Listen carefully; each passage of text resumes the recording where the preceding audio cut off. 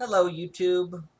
Welcome to session 42 of the Witch Moon Vale. Uh, Last time, the party, having traveled to Mooncrest, spent the night. The following morning, they hired a ferryman to boat them across the river, as well as coordinating a return trip when they needed it. Yeah. Um,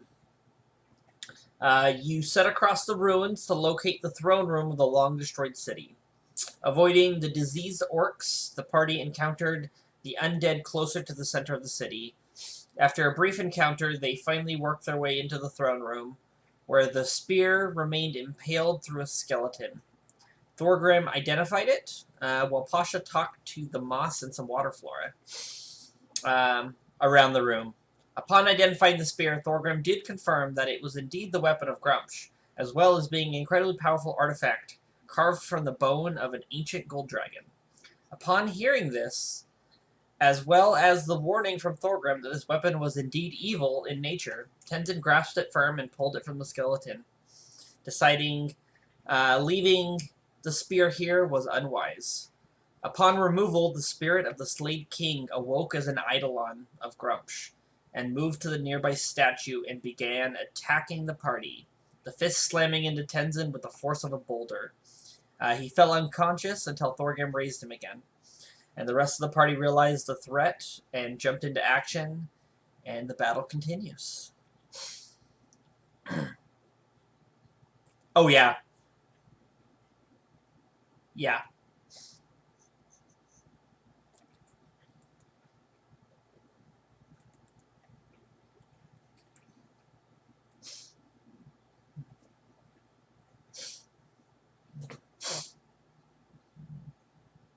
Yeah.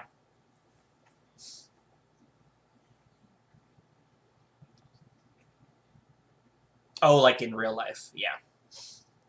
No, we were all really, really tired and out of it. Okay, well, let's start off with Pasha. You're first in the initiative.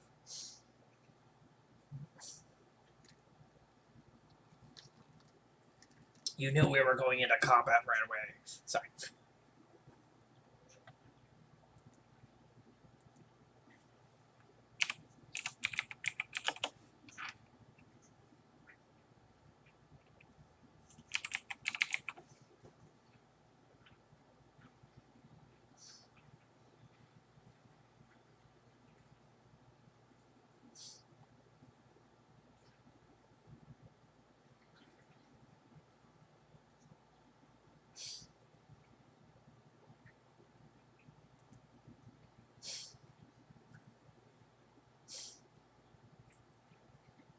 Uh, the robot golem statue. It was a statue before.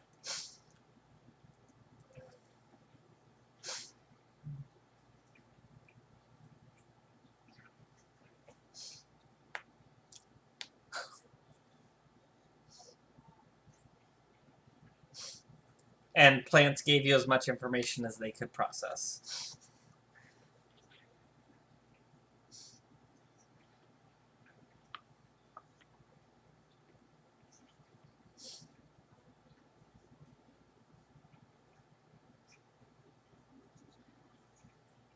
Yes. I think you had, because we did do one round of you guys all attacking the thing, and you did do Hunter's Mark, so it's still equipped to him.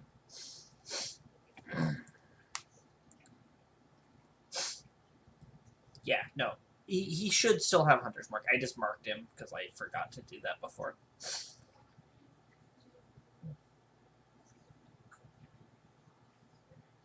It You decide and you stick with that. If you want to roll it once for the round and then that's it, or you can roll it separately. I don't care as long as we're consistent with whatever you do.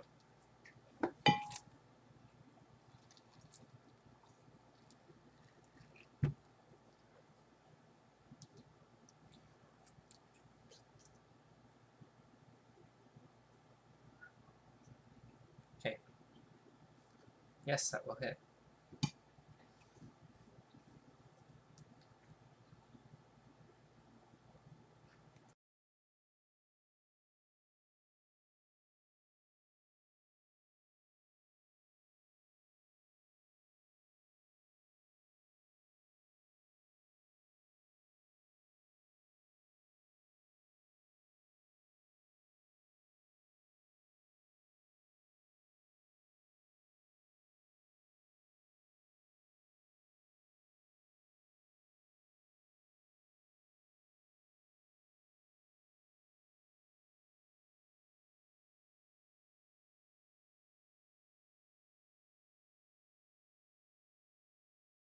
Okay, that wasn't bad. I can watch that later. Okay.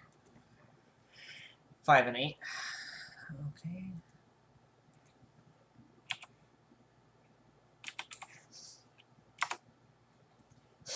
Okay. Dearden. Oh, do you have more? Oh, Baston. Go. Yep, sorry. Baston's turn first.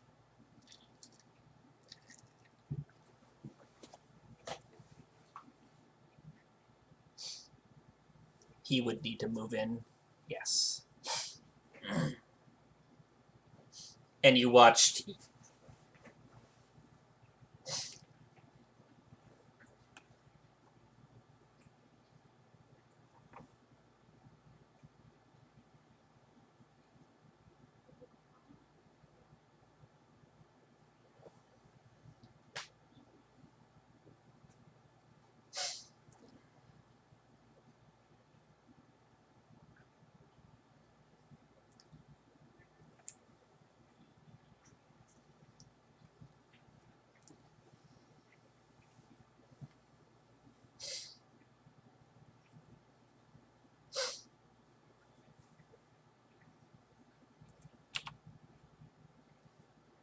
The health bar.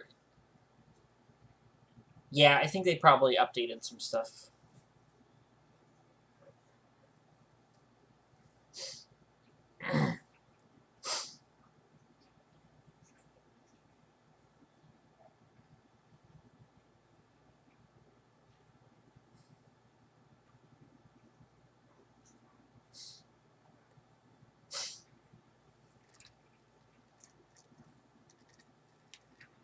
Is Baston doing anything?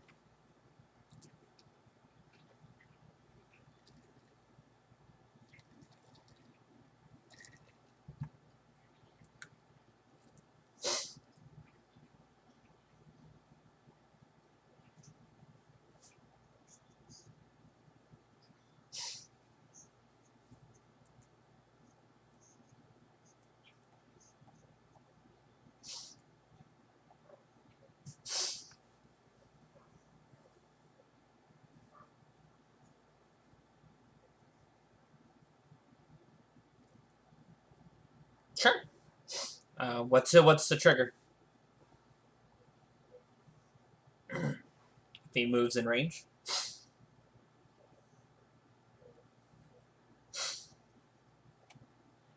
Okay. If you are in range and to attack, and he gets close to Tenzin, then yes.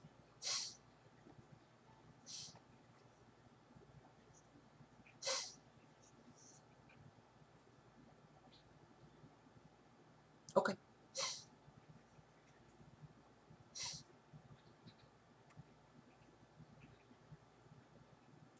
Okay.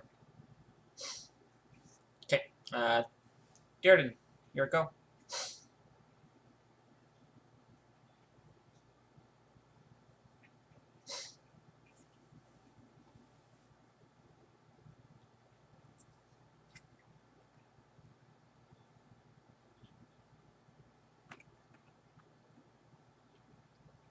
Nope.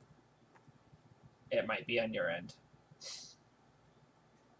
Because you're the only one that lives out of state right now. Sorry.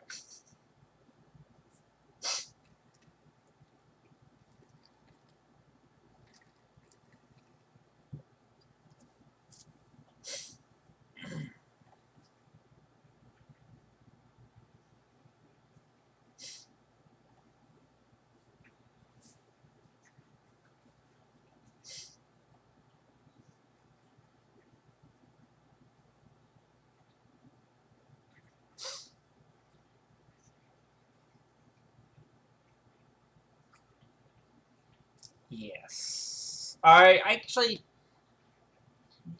I'll allow upcasting, if you'd like. You yeah. The spell level that you use is the amount of charges that casting that spell would use.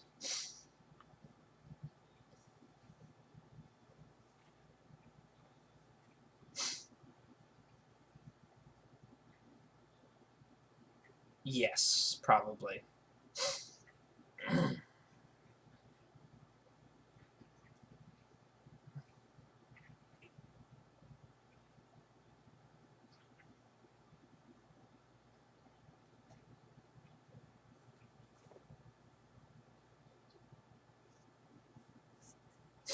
Ooh, Dex.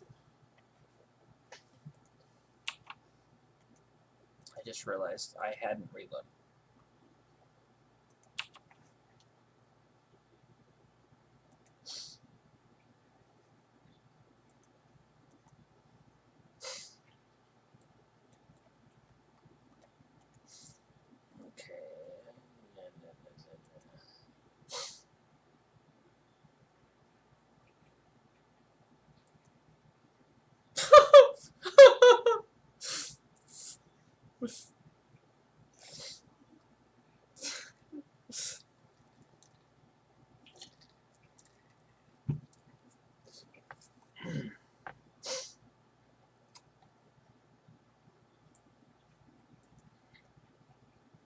um, yeah, no. Yeah, no. The statue just kind of crumbles. And it is Biak.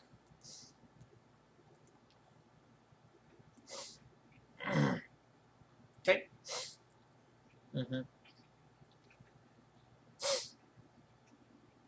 You destroyed the statue.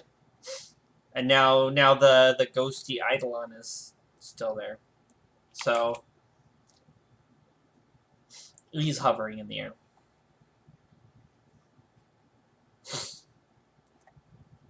Yeah, no.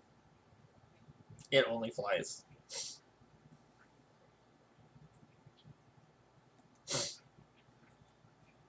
Um, so the statue crumbled and died in the spell, and where the statue was, he is at.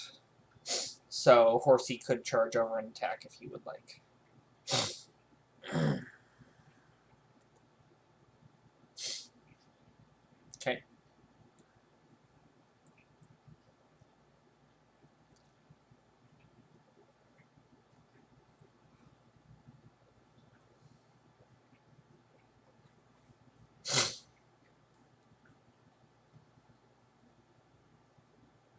12 will hit.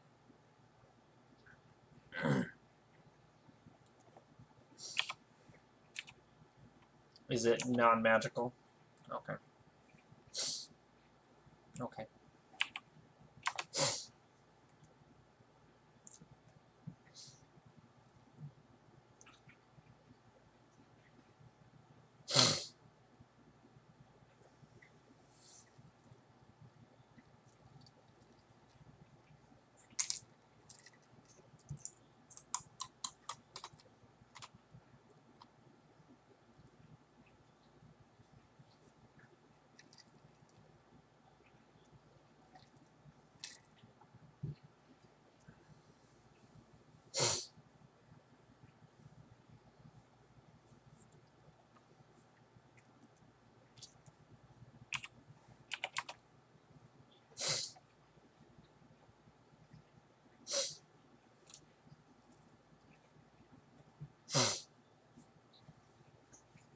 Cool.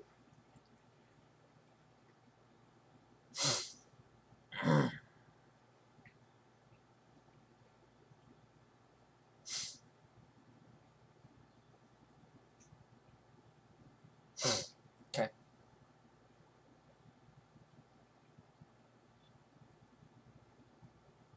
Okay. Nothing happens. Okay. Tenzin. Um, It just appeared. It has not. It has not had a chance to do anything.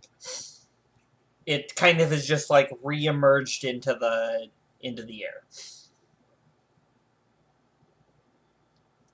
I am gonna let you guys know that there are more statues in the room.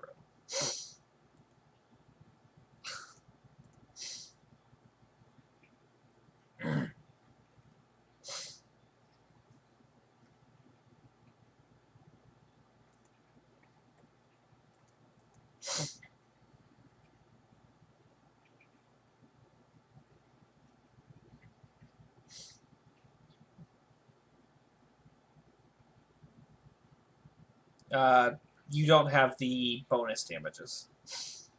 Eh, and you're doing one-handed?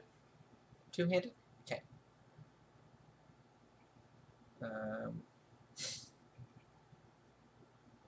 Because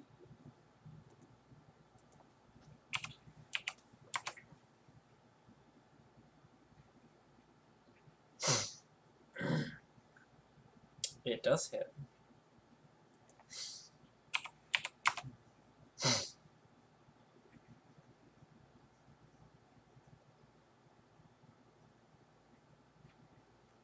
Oh, was that one? Was that too high of a level?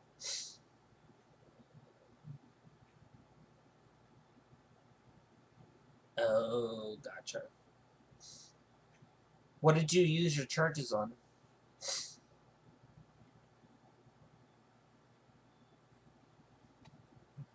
Okay. Mm-hmm.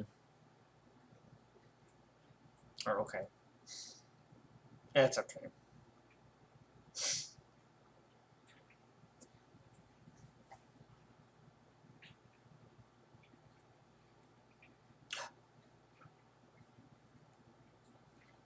Dearden, it might have removed your charges when you cast it from this automatically, because I know it does that sometimes.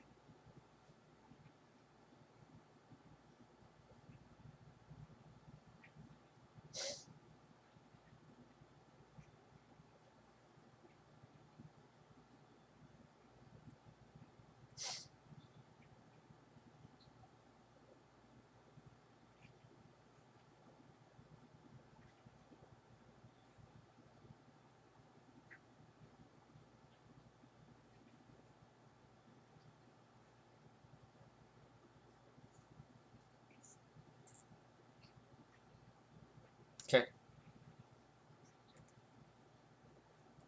Okay.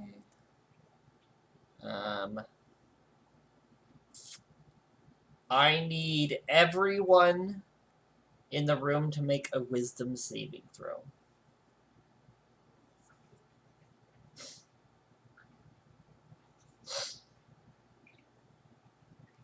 Okay.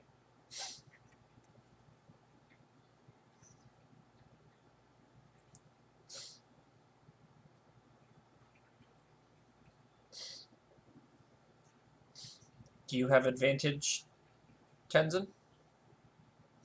Okay.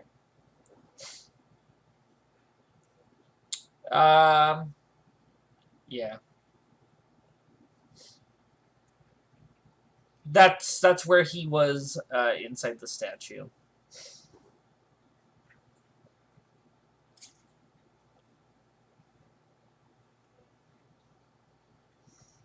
Okay.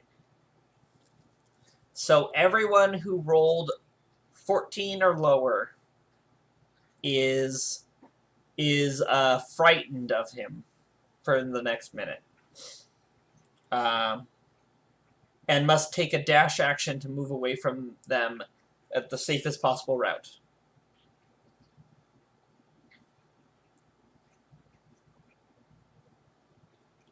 $14 or lower.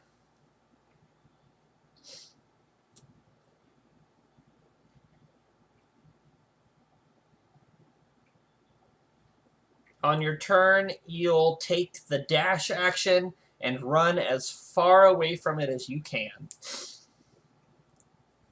And when you can no longer move, you become stunned until you can move again. You can repeat the saving. You can repeat the saving throw at the end of each of at the end of your turn and ending the effect on a success.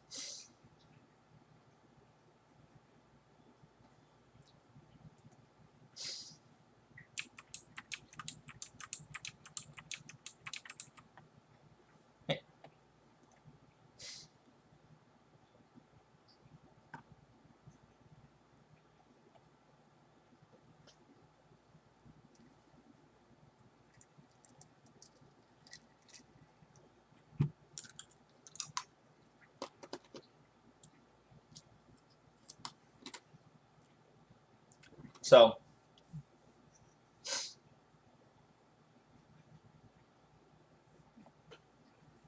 well,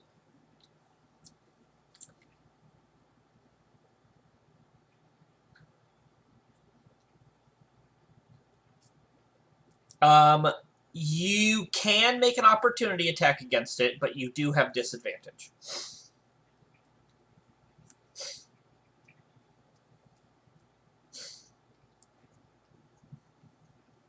$10.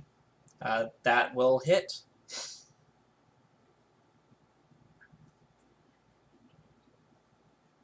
He did hit him with a 10. And as you hit him, you watch as he kind of gives a gasp and his body begins to disintegrate and vanish. You killed it.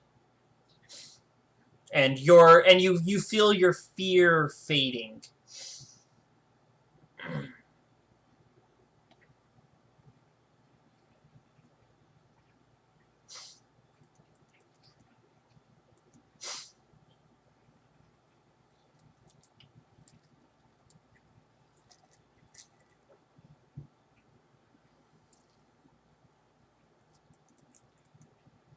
Okay.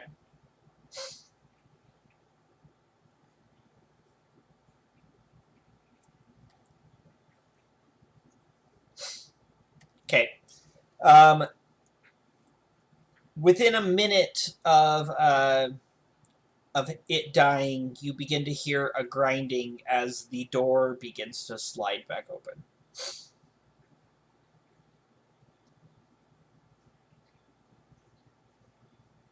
Open. Yep.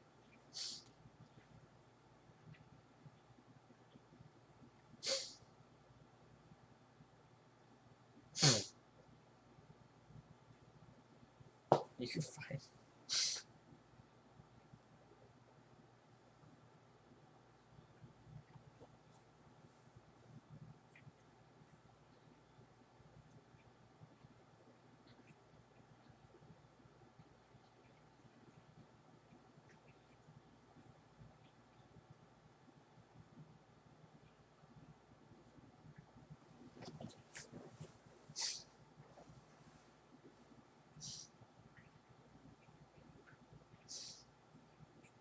Because he gave them...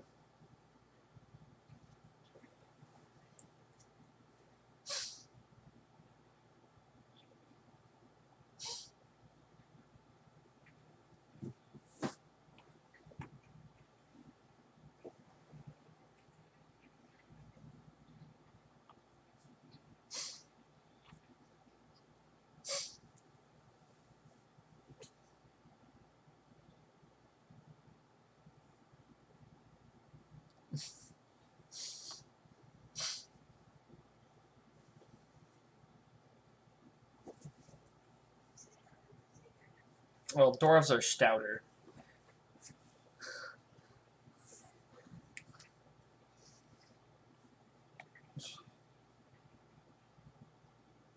He doesn't need performance enhancement.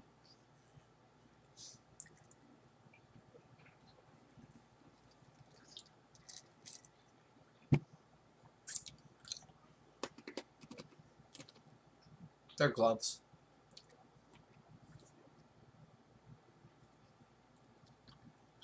Yes, that's fine. They're...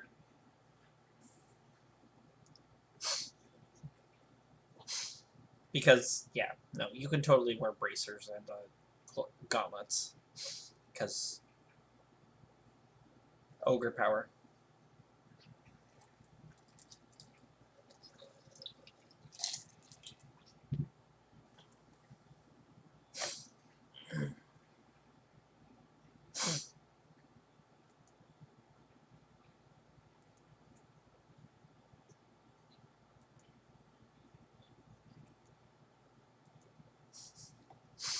Yeah.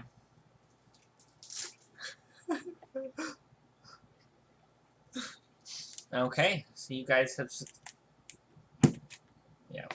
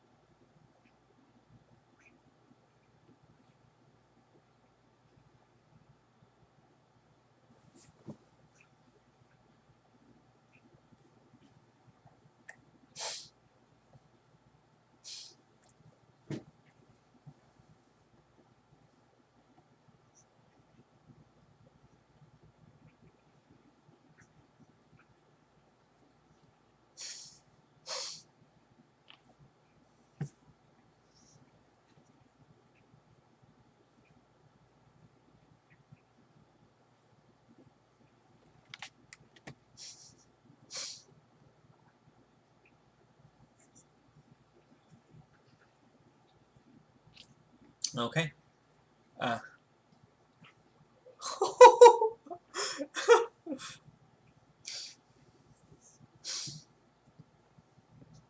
Okay, so you guys exit, and as you move through the city, you notice that the undead that were all around seem to have vanished.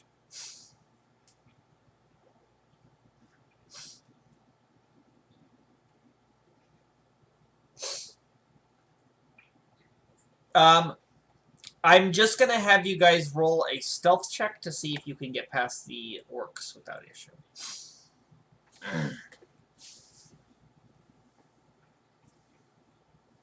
Oh, yeah, it is really good for you.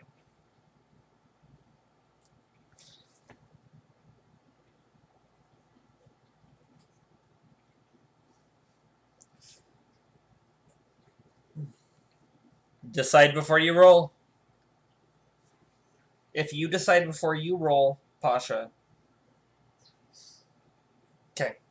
Okay. Everyone has plus 10 then.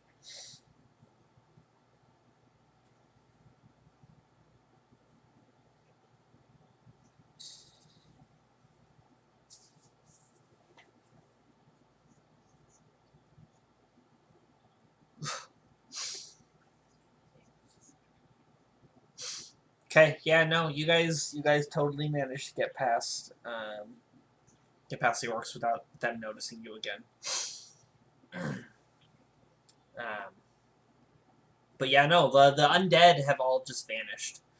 Um, you don't necessarily know why or how, but yeah,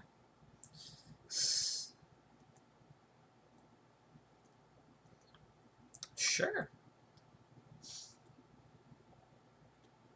Yeah, go ahead and make a religion check.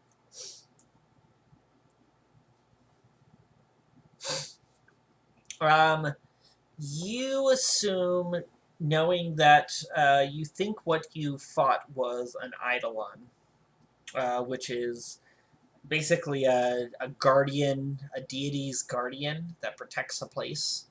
And with the defeat of the eidolon, all the souls that were also there guarding vanished as well.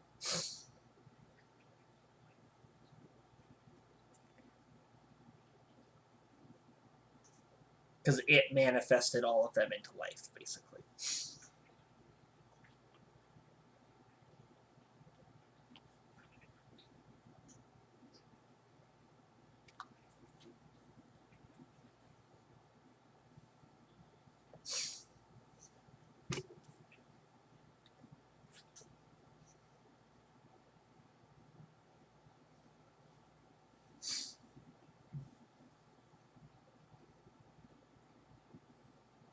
Okay.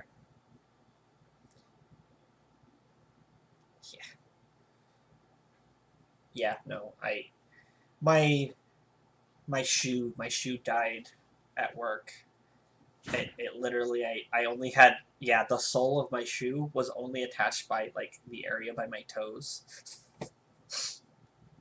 and I had to walk all the way to Fred Meyer's to get a new pair of shoes. So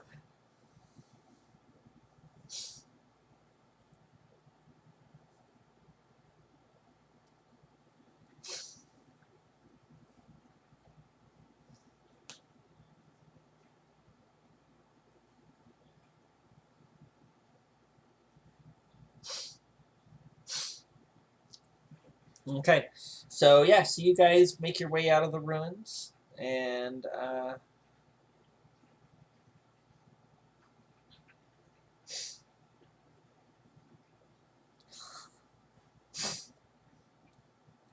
okay, yeah, so you guys make it out to the beach along the river, and what are you guys doing?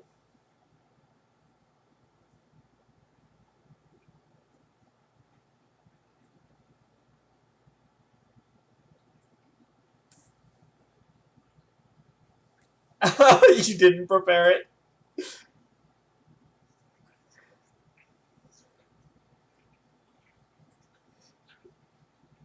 Oh,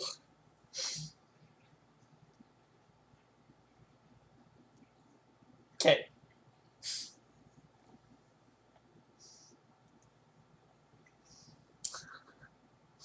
okay.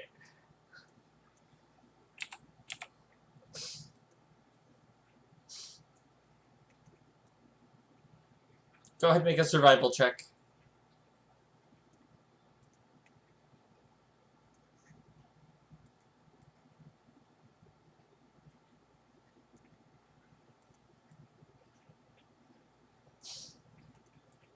Whoever wants to lead the survival check.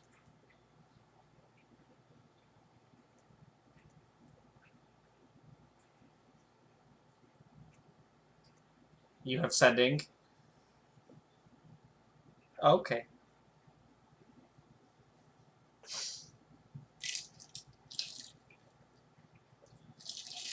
Okay.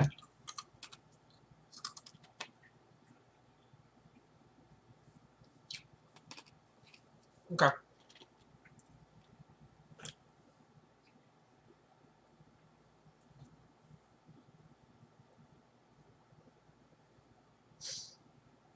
I'll be like, he'll reply, go, "You're the ones that we ferried across the river, right?"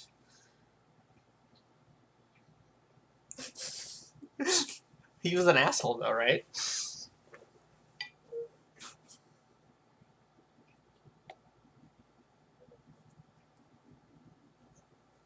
That is. Oh, okay.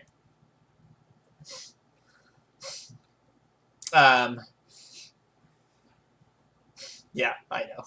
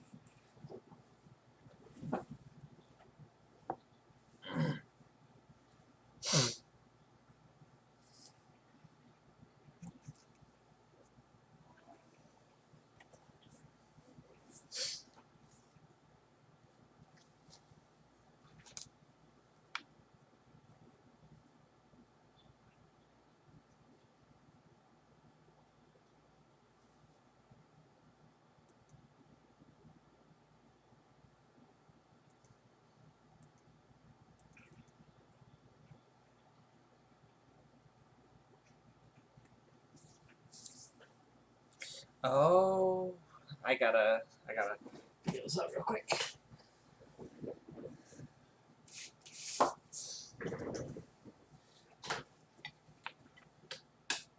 I need light. I need light.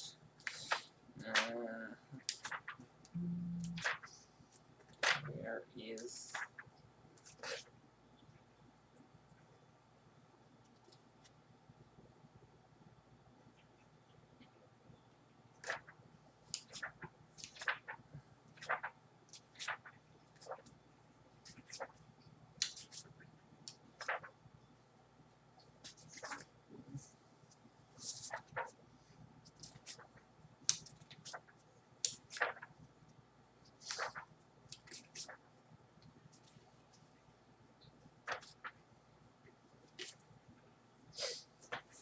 Okay, so what do you get?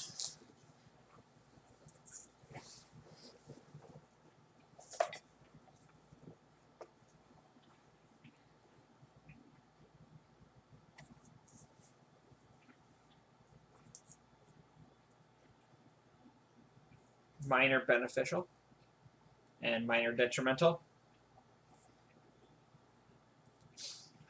Okay, roll a d100.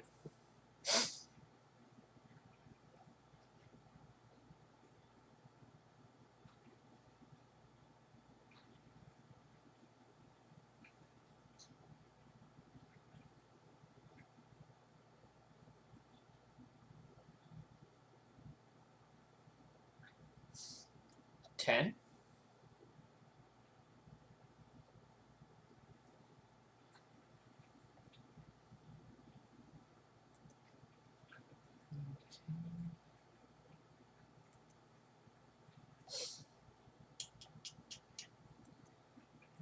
Let me see.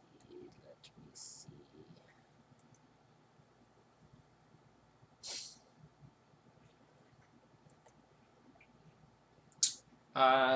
You gain proficiency in intimidation.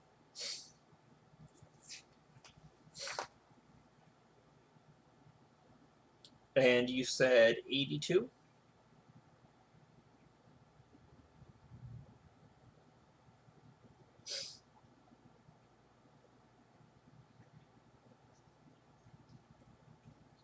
And while attuned to this item,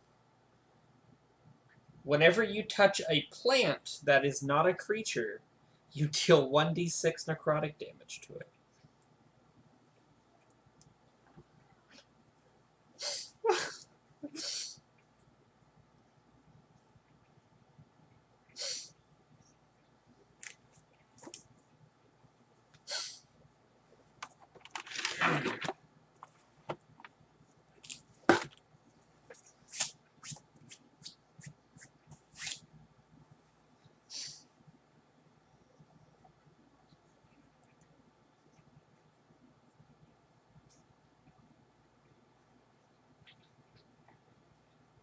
Tenzin does not know about it yet.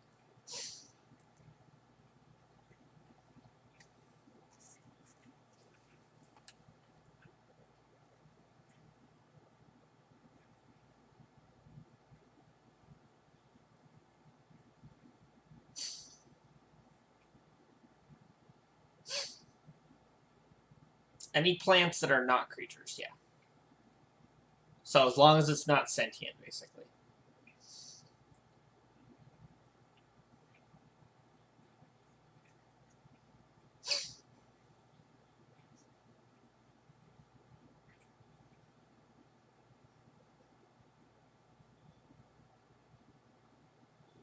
Okay.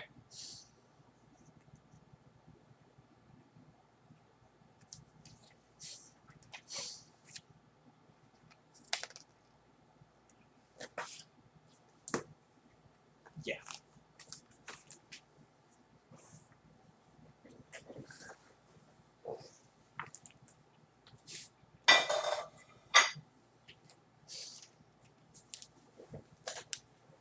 Okay.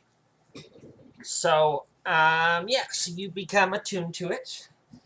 And yeah. You now have the additional effects of a dormant version of it.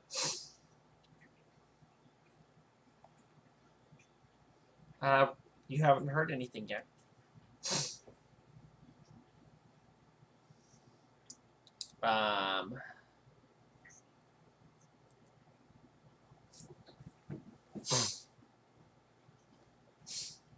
Okay. Probably about like almost 3 hours later, you see a boat crest into view, and it's the same boat driver. Or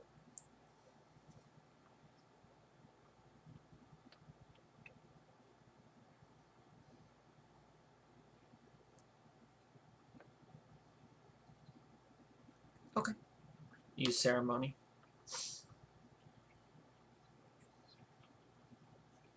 Okay. That gives you a dose of each, right? Okay.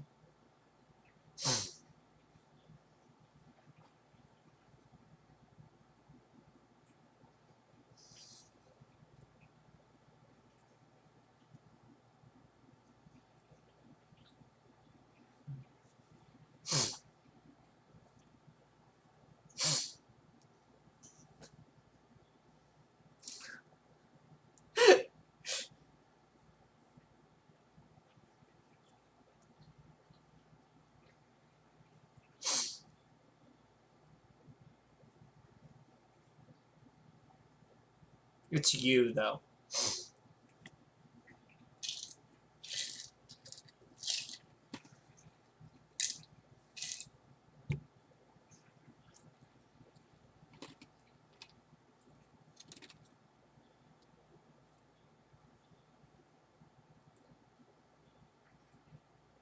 Okay.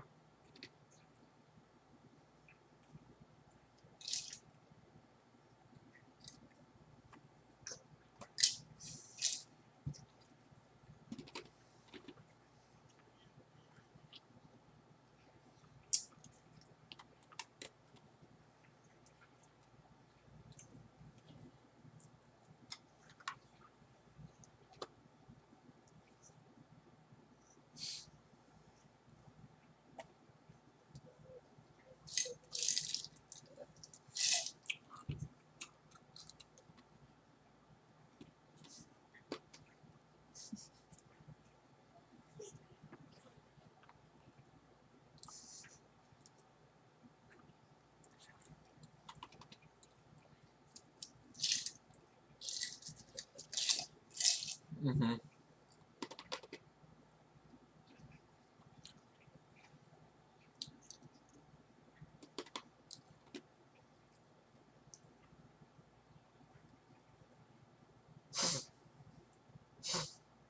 Uh,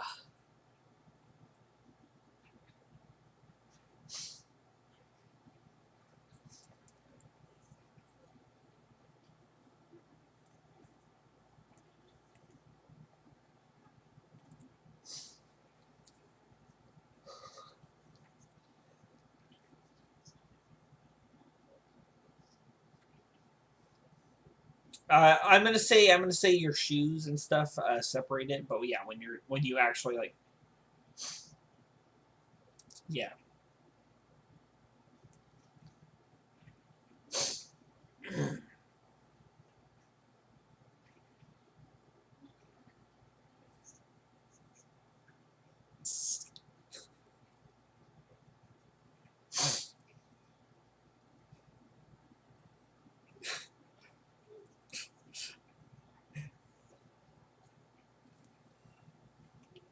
You can still do damage to them. They're not alive.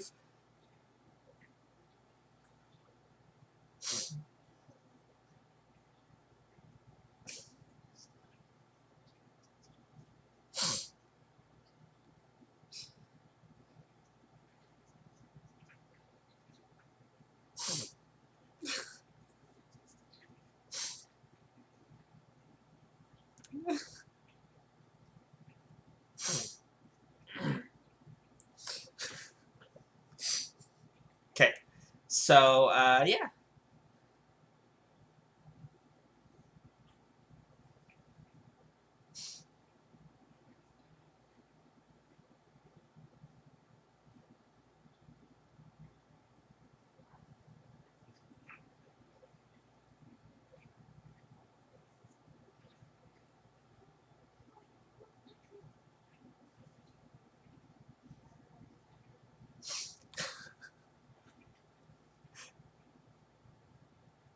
Like in the house.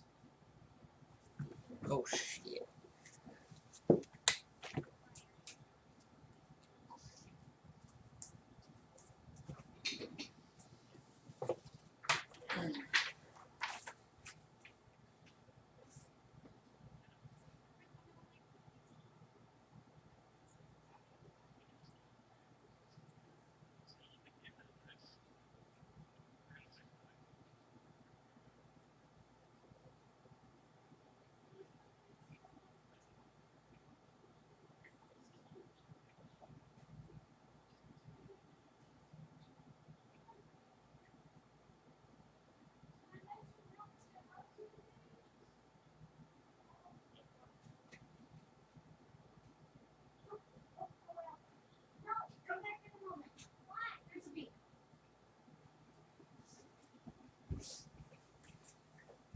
Not that one.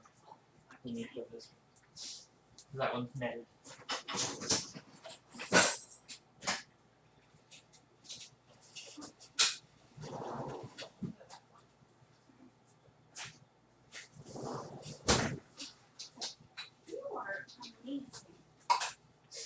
Okay. I'll save a spider, but I'm not touching a wasp. Okay, we're back. Sorry.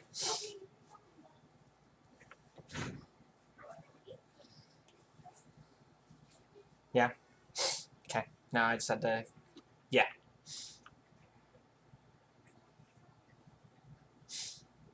Huh. God damn it.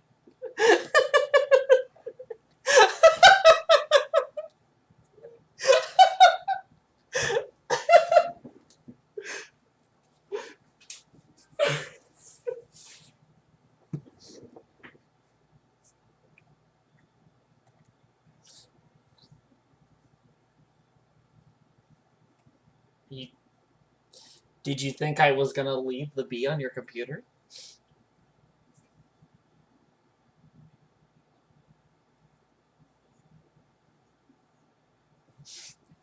I was gonna say, did you expect me to not come save you from the bee?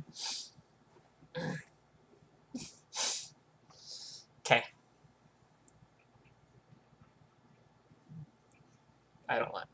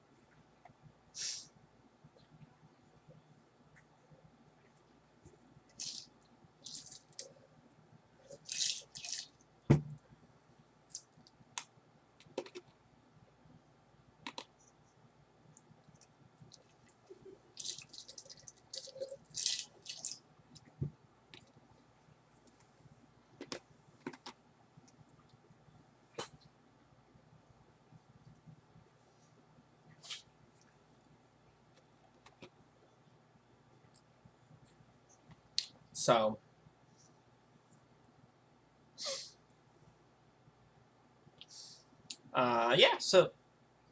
so you guys fool around on that side, do your stuff while you wait. The boat shows up, ferries you all back across. It's a couple hours, and then you guys are now back in Mooncrest. What are you guys doing? It's probably getting later in the afternoon.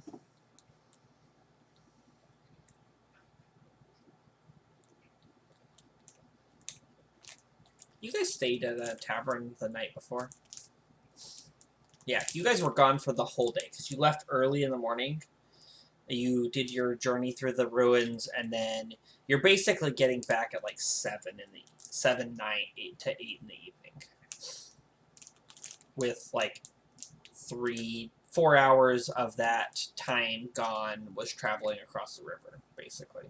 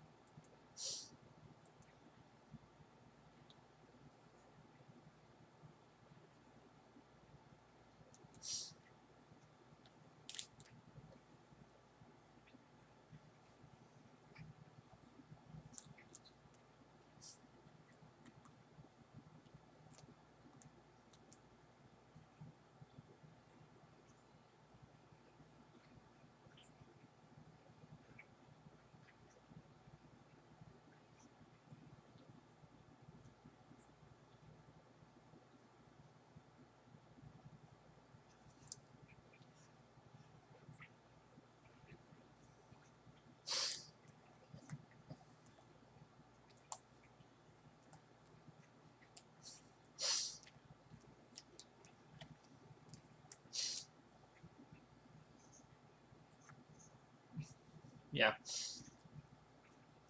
Oh. Okay, so you guys go back into the tavern you stayed at the night before. Are you guys going to rent a room? Okay. Uh, they still have the same rooms available. Uh,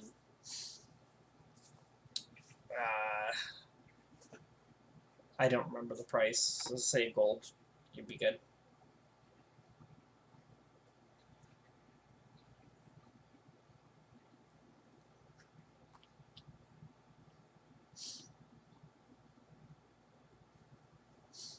Okay.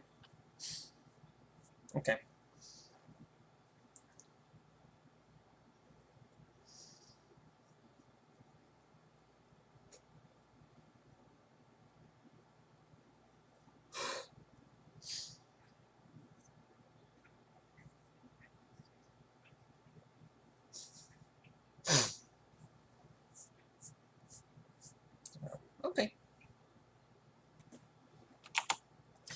So yeah. So do you guys want to do any roleplay this evening, or?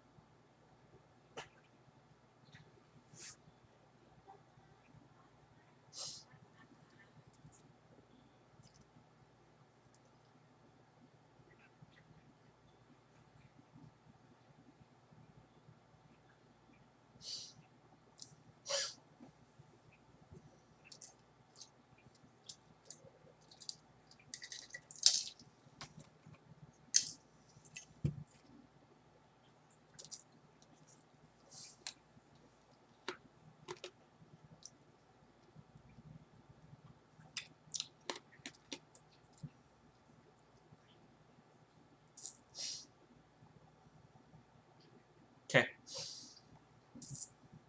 I assume the rest of you.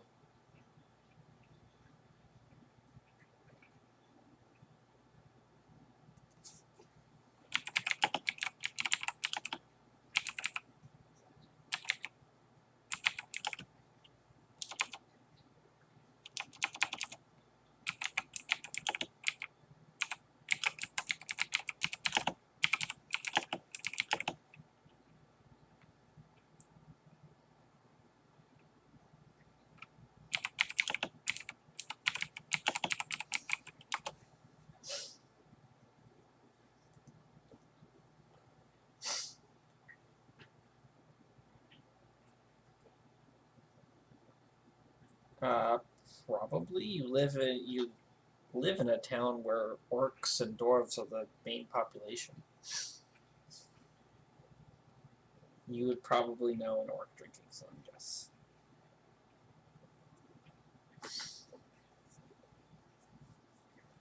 Okay. Okay.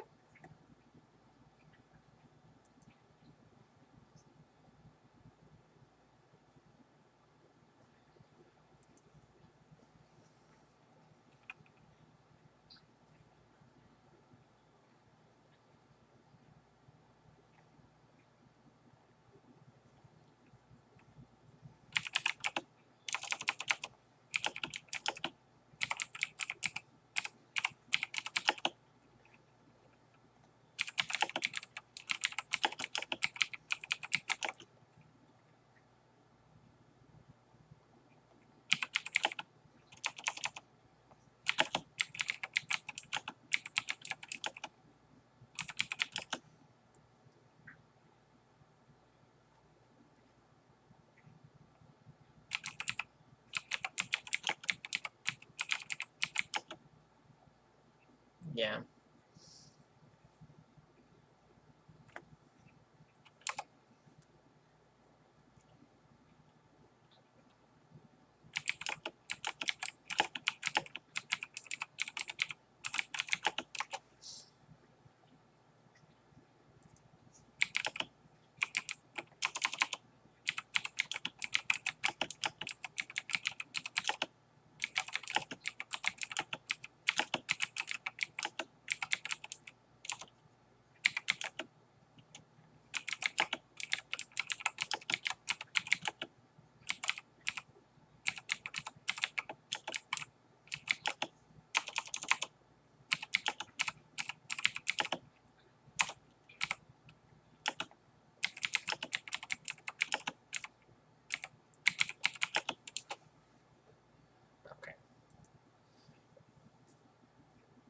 Okay. Okay. Yeah. So okay. So you guys all drink and party and have a good night. Um, some of you went to bed early, others didn't. But yeah, then you can all take a long rest, and you wake up in the morning. You guys ready to head out?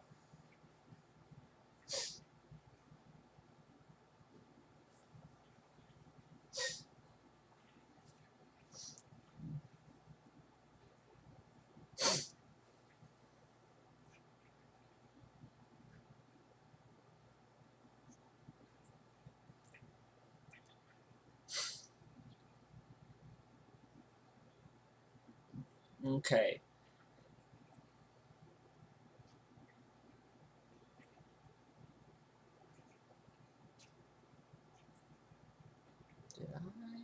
Where did that note go? I lost the note real quick.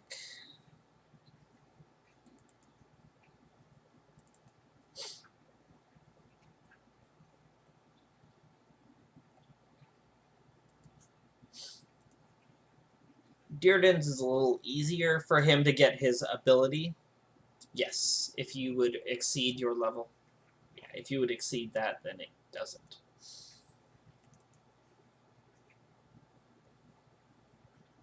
Yes.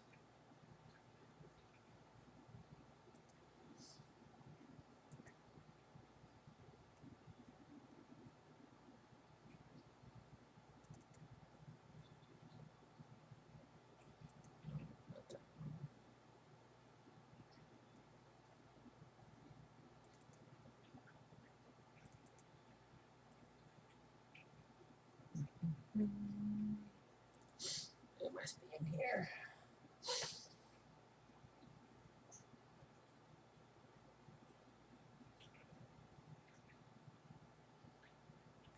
Okay.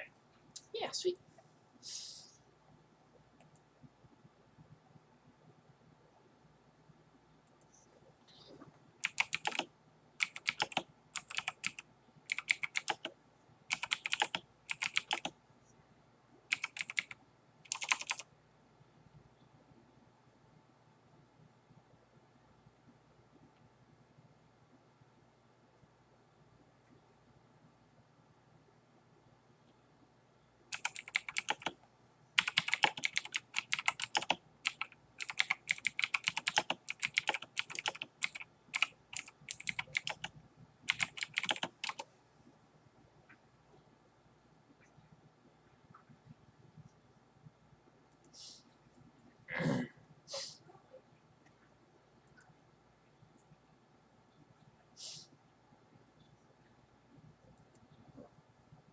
Okay. Yes.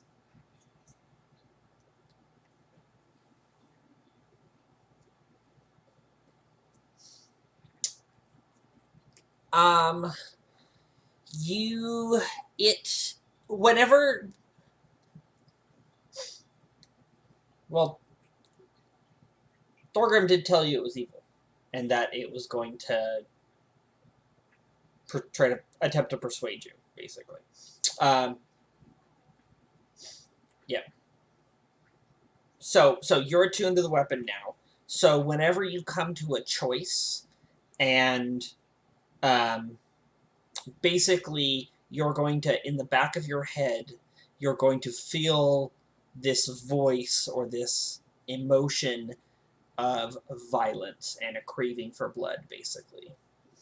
Um, you don't have to act on it, but it's there. It's something new that Tenzin probably has never felt before. Um, but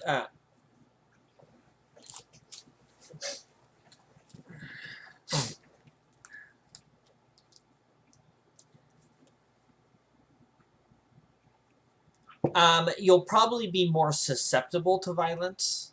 What I'll probably do is in certain situations when it's like big things are happening, like maybe when one of your party members goes down, I might make you make a save to heal them versus attacking the person who did it, kind of thing. Or I'll rely on you to make that save, or to if it was a situation where heightened emotions, if someone does something that would be more likely to cause a violence, then that's what I would have you do. Is I need to make you to make a save to see if you would attack or do something else, kind of thing. So, like in that situation where Pasha was downed by an enemy, you usually would run up and heal her. Yet not necessarily your only thought anymore. Your thought is to kill the person who took her down. I think you would. I think you would understand that, but it's all in your head because the magic and the it's an artifact and everything. So,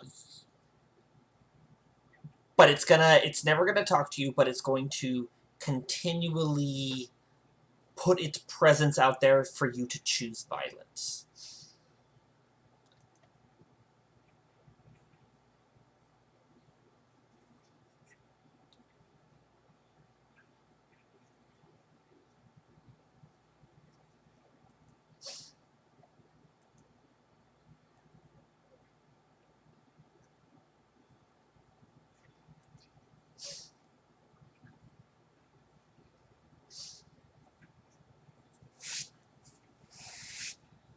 Mm-hmm. Yeah. Yeah, and basically, depending on the extremity of the circumstance, I'll change the DC. But like, you'll understand that um, instead of just having the clear-minded thoughts that you have now, you now have a second train of thoughts that you have to constantly be aware of. They're not your thoughts, but they're in your head, and you are feeling them and seeing them. But it's kind of like that angel and devil on your shoulders kind of thing. It's kind of like that. That's the best way I can describe it. Does that make sense? So it's not gonna. It not necessarily is changing Tenzin's personality. It just might cause you might react differently in a situation depending on how heated or in the moment it is. Like, you probably would have been a lot more violent at the tournament if you had been attuned to the spear, kind of thing. Instead of throwing the person out of the ring, you would probably have just punched them, continued to punch them, kind of thing. So that's the change that's the only change, but I'm diverting it to you when you feel it makes sense to do those, or I might make an executive call based on a situation that I feel would result in that. I know that, so like just give in fully, but there's the wisdom. That's why the wisdom. but it's not going to be difficult because you're a trained monk and centered and everything. So, but there's always a possibility. So, and it'll probably just be for like one round kind of thing. Like you give in for a second and then you recollect yourself kind of thing. So, like maybe kind of like a berserker rage for a round kind of thing. If the right circumstances point themselves. Does that make sense? Okay. Are you okay with that? Okay. Okay. Yeah.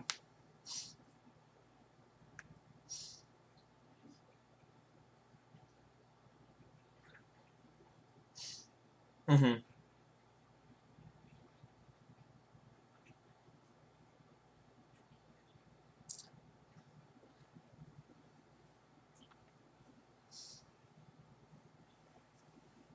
Yeah. Yeah. I don't think you would have. I don't think it would have necessarily been explained to you that way. But I think now that you're attuned to it, you can choose to. You can choose to unattune to it at any point. You're not obligated. It's not cursed. You're not obligated to stay attuned to it, kind of thing.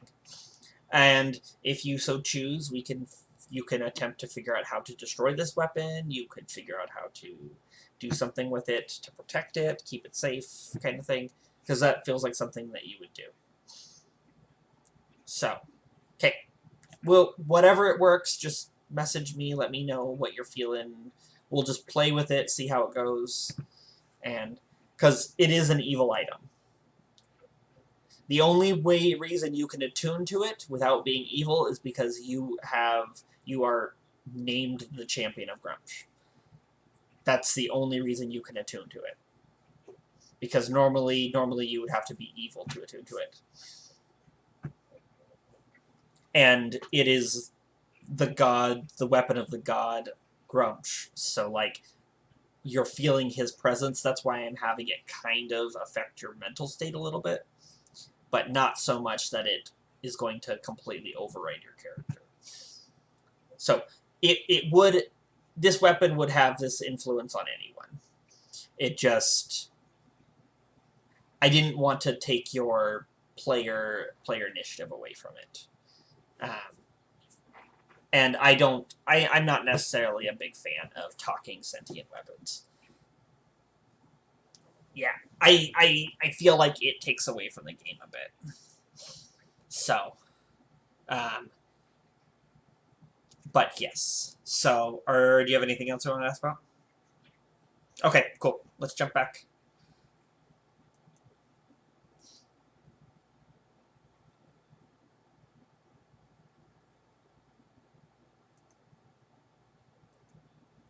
Oh, you're showing off your...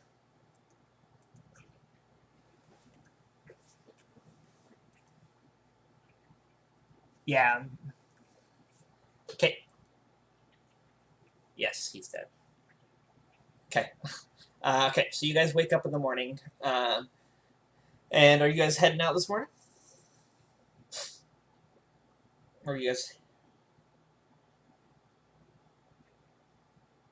Yeah, you were going to get that other job to deliver, I believe it's the books, right?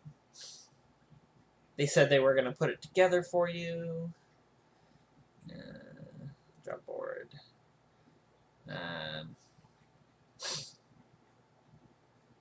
Book shipment to Hammerfast, yep. Yep, so, yeah, you go talk to the lore guild at their base, and they were like, oh yes, we've prepared that, and they bring out a crate. It's a single crate. Be like, if you could just make sure that this gets to the lore guild and the head in Hammerfest, that is, he'll provide you with your payment.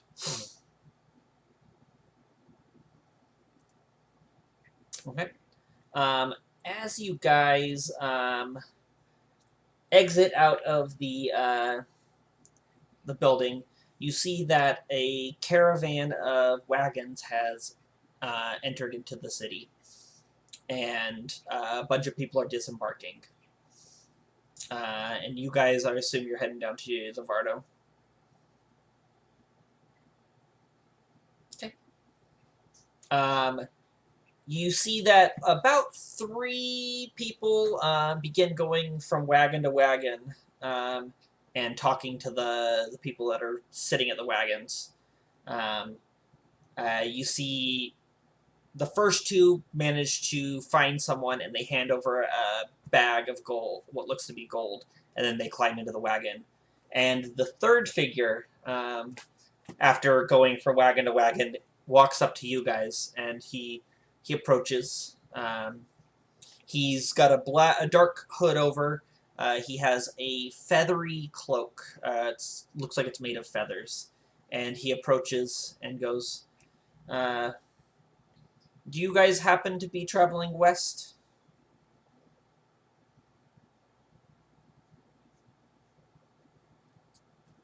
Oh, no, sorry. East. Sorry. That is what he is. He's trying to travel east. Sorry. He's like, I can pay for a seat if you have an available seat if you're traveling east. I don't care where I'm going. I just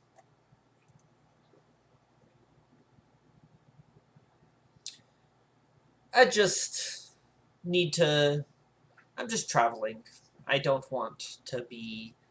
I just came from the west end of the southwestern end, and I just want to keep going east. Find a ship on the far, and go somewhere different. Go for it.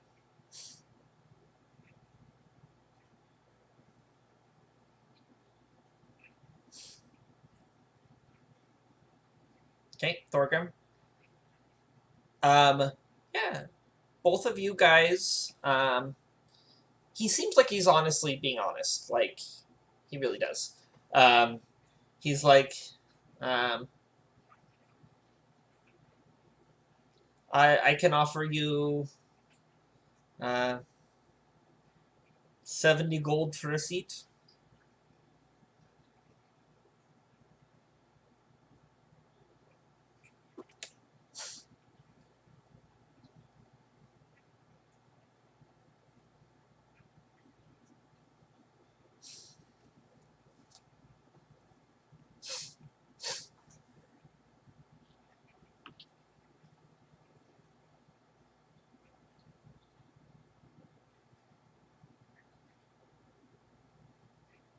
Um, make a perception check. Mm-hmm.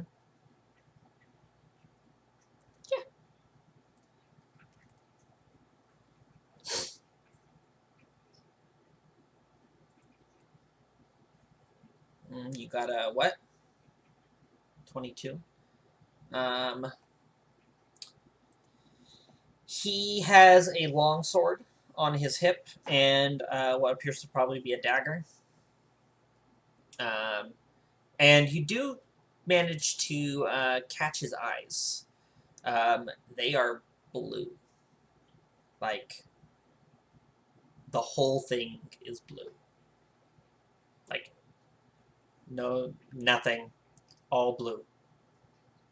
And they all, like, let me see if I have a...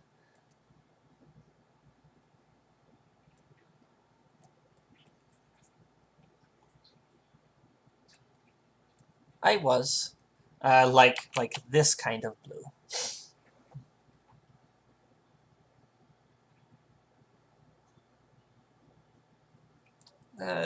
Kind of. It's not glowing that bright, but you can definitely tell that they are kind of glowing.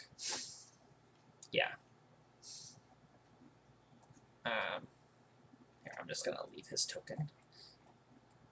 He appears to be either a humanoid. Yes. Yeah. No, he looks... I I just traveled in from, sorry, I'm scrolling to make sure I get the name right. I just came in from Ariafield through Searest. That is the path that you traveled, Tenzin. When you...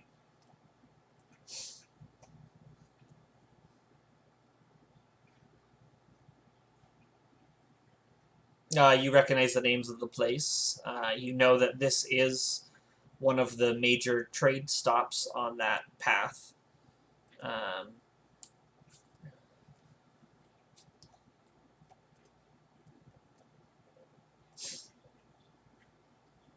Make an Arcana check.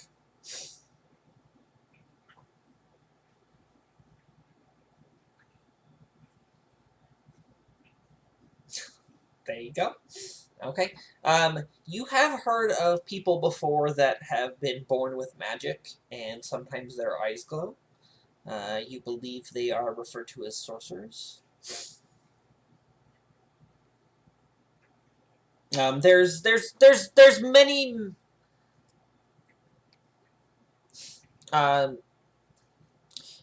You've never heard. He does not match any descriptions of people that you've heard in the area that have done things. Yeah.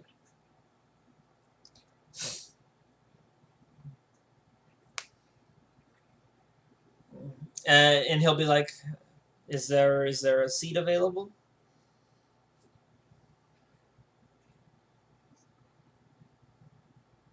Okay. He'll reach in and pull out a handful of gold, and he'll count out 70 for you. And be like, "Here's the gold I promised," and offer it to one of you.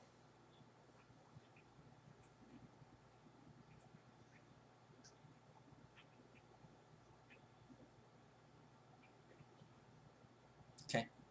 He'll off. You'll take it.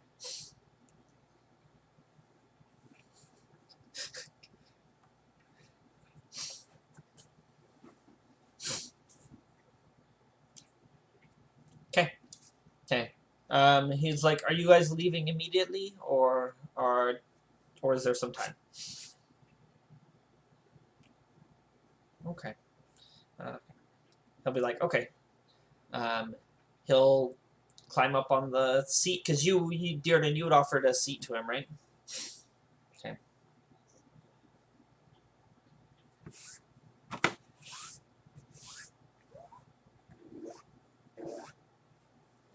He'll be like, "Not necessarily."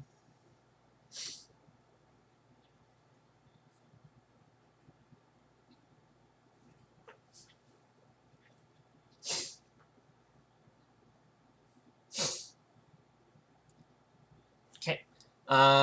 Yeah, so he'll climb aboard and sit down. He'll slump his bag basically at his feet and tuck it under the seat. And just kind of quietly sit there.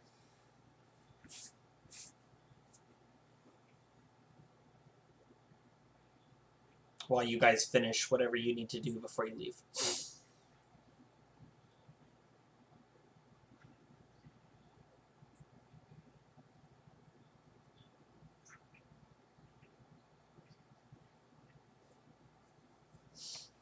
Okay.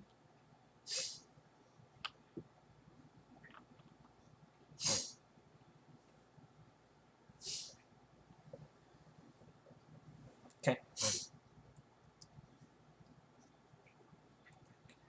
I did.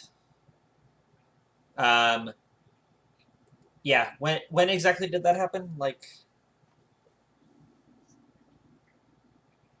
Oh, okay.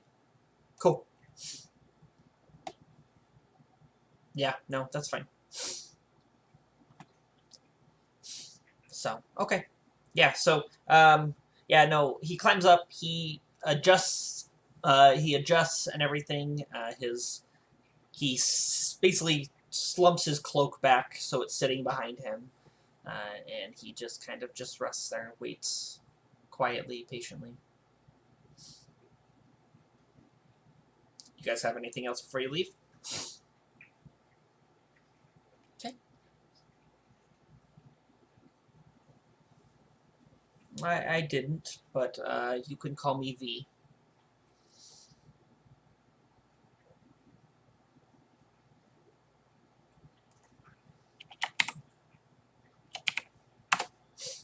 Like that.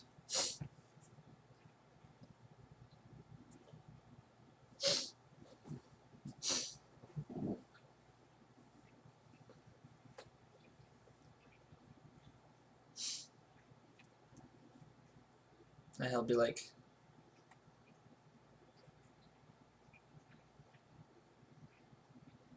sure. Mm-hmm.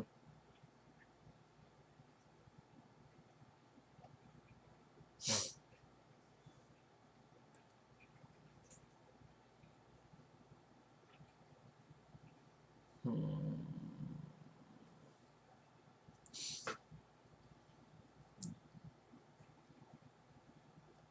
Yes.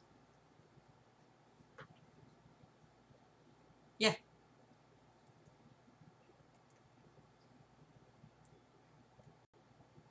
Hello?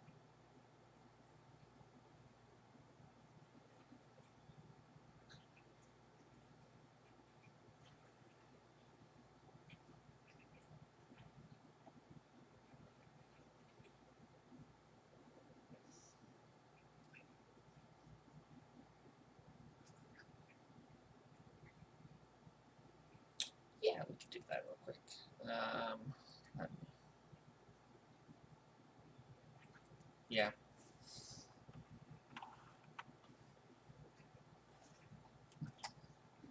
Yeah.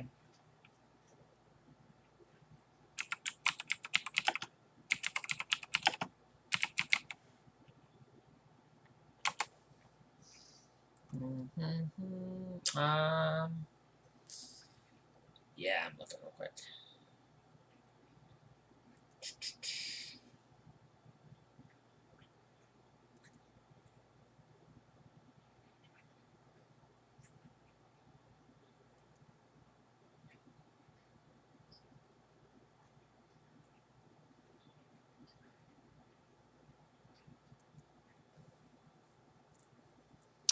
Let's go with Ozrath. Let's go with Ozrath. I'll send it to you. There you go. Oh, I was probably just being really quiet. Sorry. Does that sound good to you? Okay. Cool. Okay, I'll go ahead and jump back. You don't have anything else, right? Okay. Okay. Hello. Okay. Okay, we're back. Sure, we can.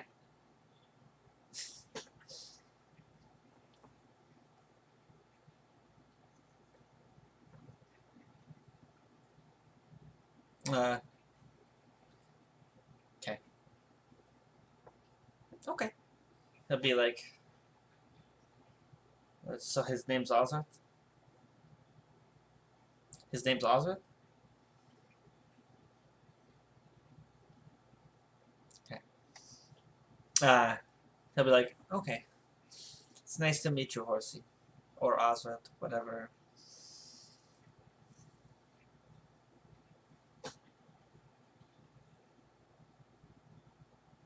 Uh, Ozrath?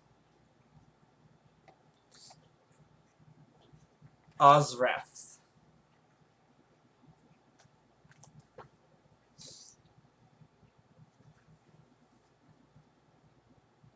He'll be like, that's what I heard them talking between each other.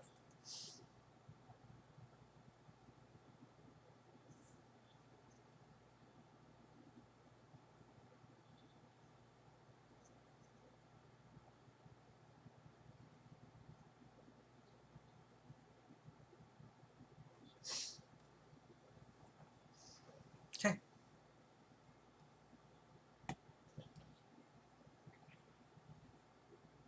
No, you got. He did. He did actually say it. He just. It was really quick and under his breath.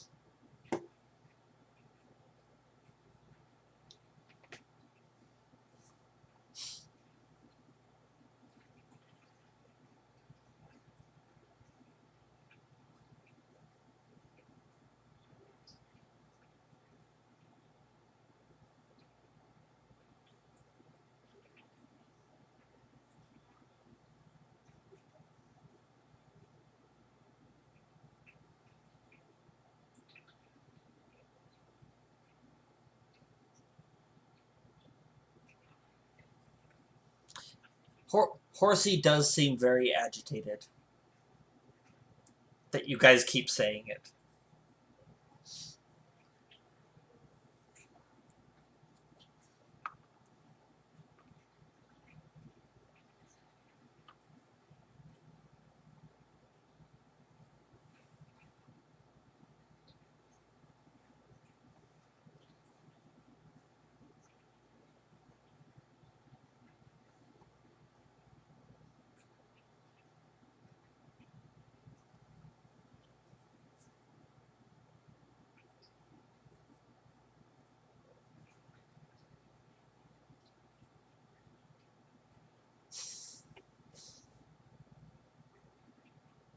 He just kind of like flicks his tail at you.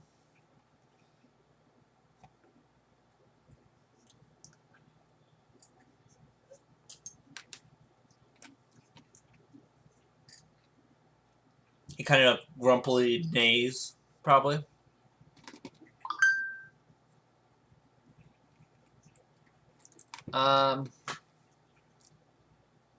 He kind of just like looks around weirdly and was like, and just kind of like puts it off a little bit. But you definitely saw him clock that. The comment about feeding the horse the head.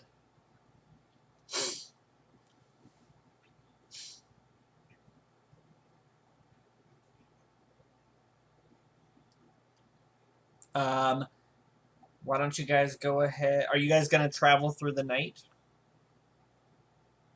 Okay. Okay, so that makes it 5 days of travel then. So I'll need 5 D100 rolls.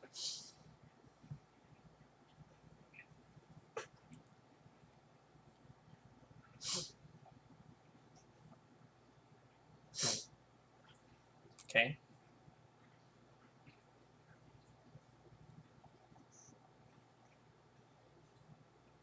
Did you? Did you get a 100? I don't see it. Did you roll on... Here, let me pull it up. That is a 100. Yeah. Yeah, it didn't pop up on...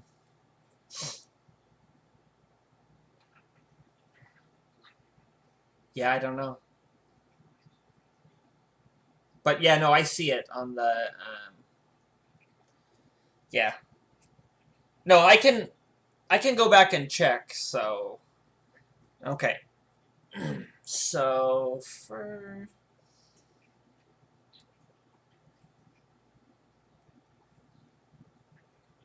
You want me to roll one? Okay. Okay. Okay. Okay. Cool.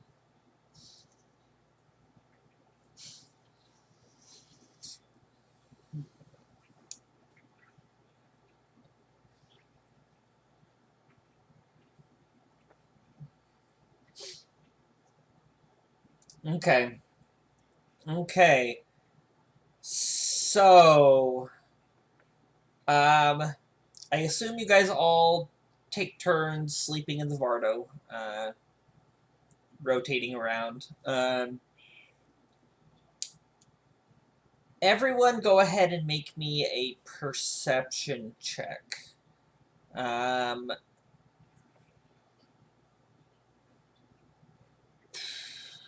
on this night... Okay, okay.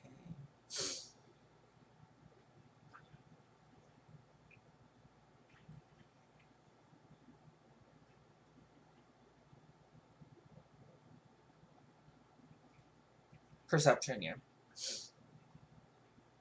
No, you're fine. 15.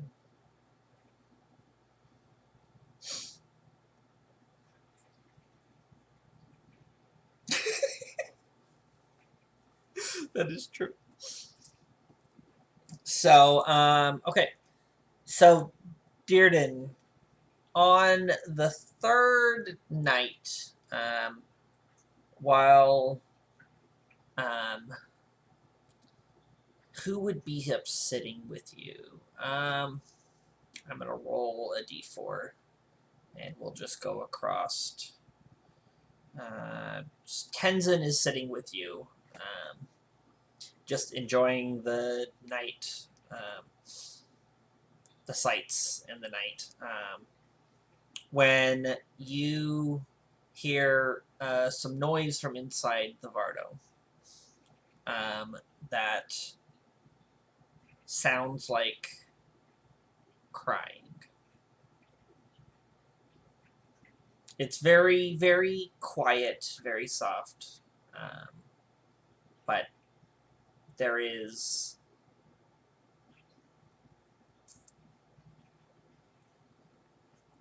crying.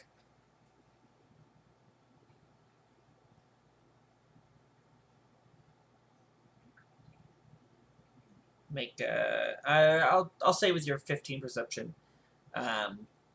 you see V, kind of curled up in a ball at the far back, and you see now that his cloak isn't a cloak. It's a pair of black feathered wings. And he's curled up and appears to be crying.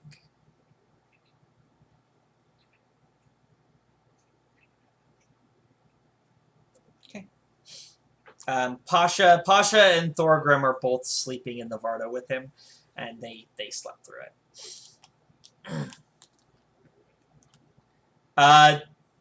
You would probably notice that Dearden is just checking in.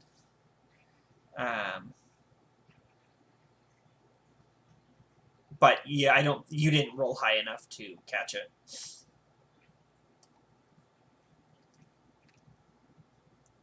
Mm-hmm. Yeah.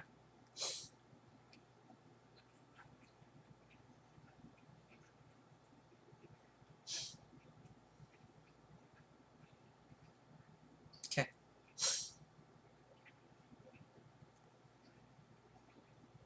Sure, go ahead. So you know that Dearden lied to you? But you're pretty used to that.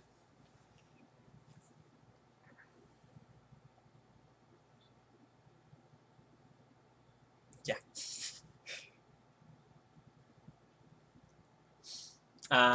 Baston would probably notice it.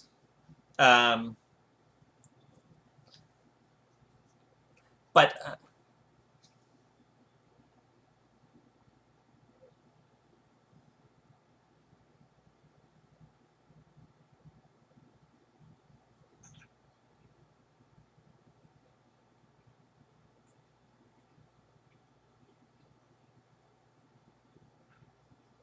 mhm. Okay. Um,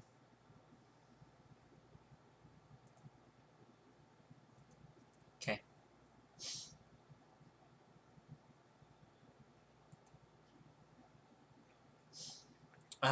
Okay. Yeah, Bastion will move over and kind of nuzzle it. His wing for Bastion will notice that it twitches and kind of like moves away, and then he realizes what it is, and then will kind of relax his wing and allow Bastion to cuddle up against him.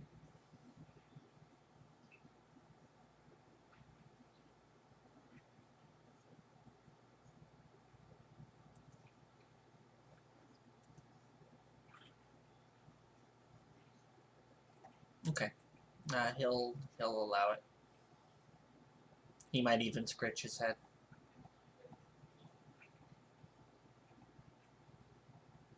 Okay. Cool.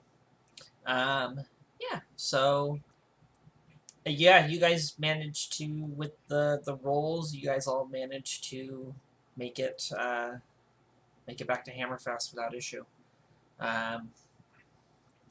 On the day would be late in the evening when you return.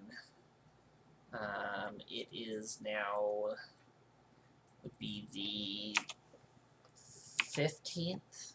The 15th. Let me update this.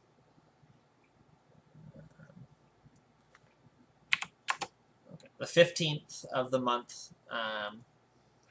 And yeah. So construction and work on your guys' new place has started. It is still a ways off, but I'm gonna. So you guys get in late. The guard captain recognizes you, and he's like, "Oh, welcome back," and just basically greets you and says hi. Then V will thank you for the ride, and he'll disembark and head off in the direction that the guard captain points to him for nighttime lodging before he continues his journey. Because he has plans to continue further east.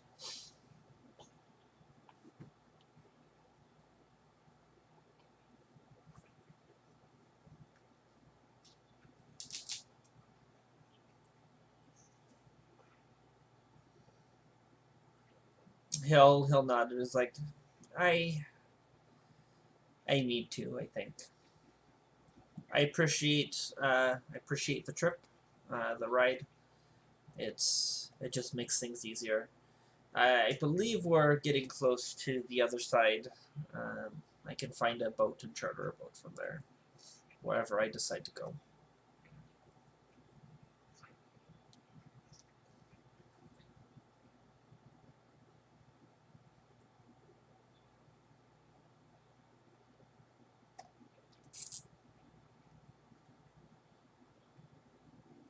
Make an insight.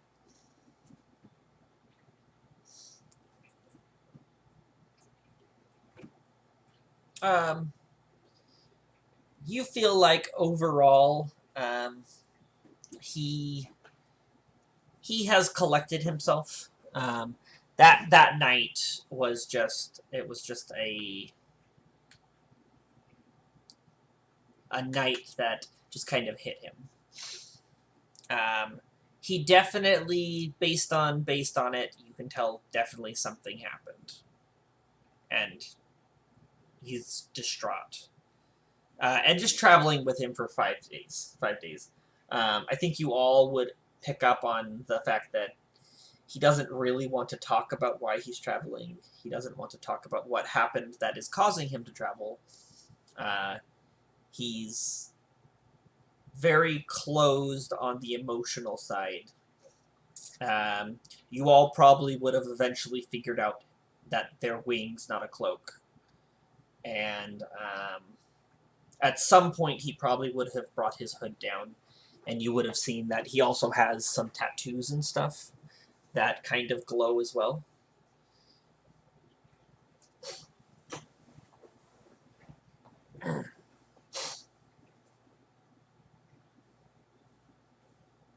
No, he does not. It's very, very similar to the tattoos on this one here. Unlike how he has like the snake bite on his chin, kind of, and the stuff coming down from his eye. It's not symmetrical. It's just kind of there, and they're just like lines almost. Mm-hmm. Yeah, we can totally go into whispers. Okay, we could do that. Yes.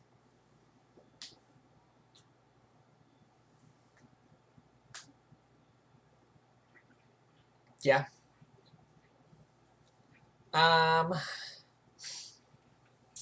I think yeah, you can go ahead and roll insight and see how much you 11. Yeah, I would give you advantage because you're going through something very similar. So 15. I'm gonna say, based on his reactions and based on waves of conversation and things, and just seeing reactions over the time, that it probably has something to do with his family.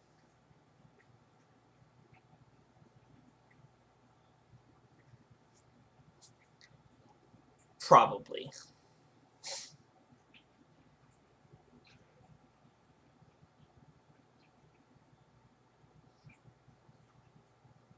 You guys did not stop at all. You just kept writing, yeah. Probably whenever Dearden did his like 4-hour power nap thing, one of you would have taken the reins, kind of thing. Even though Horsey is semi-sentient.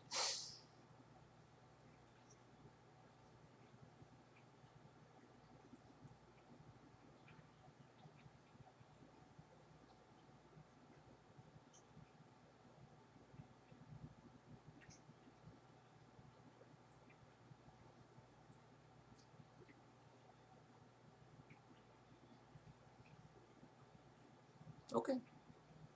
Okay.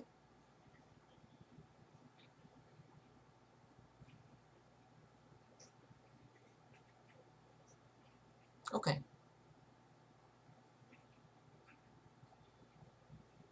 Okay. Roll a persuasion.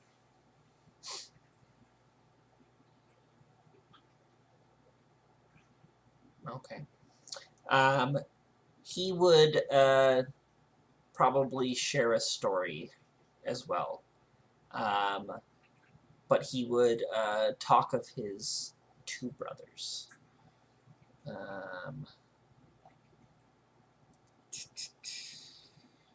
Yeah.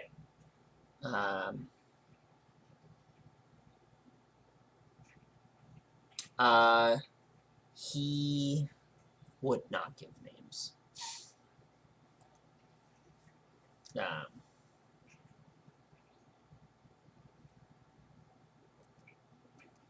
And he would probably say he would probably give that he is actually searching for his younger brother.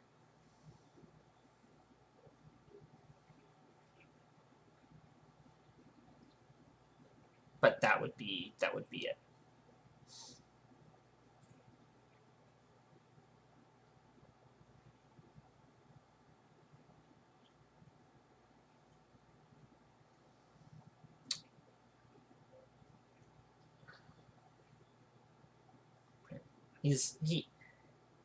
He acknowledges it and says, "I appreciate it.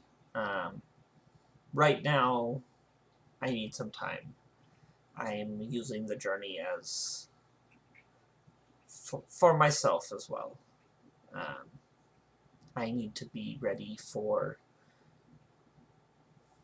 my brother when I find him, and at this moment, I am not. I don't think I could be of any help to him."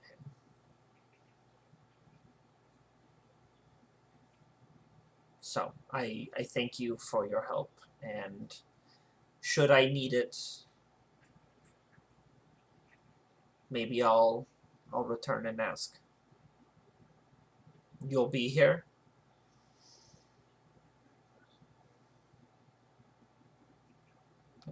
He'll nod. Be like, thank you.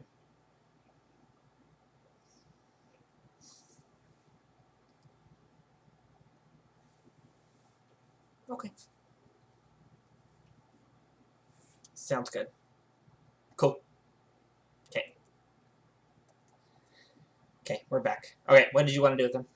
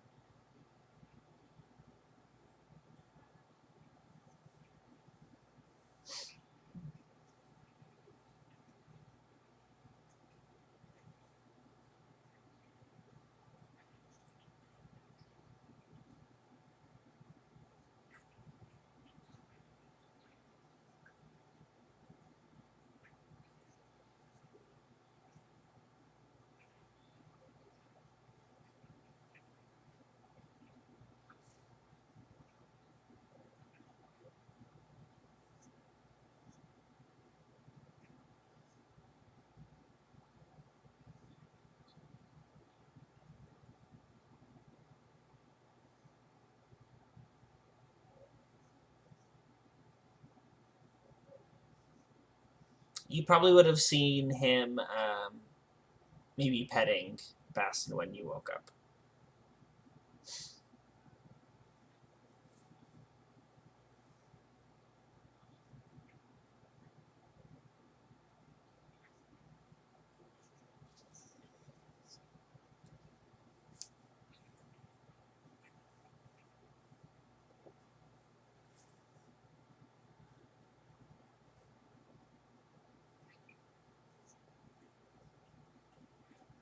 Okay. He'll he'll kneel down and give Bastin scritches.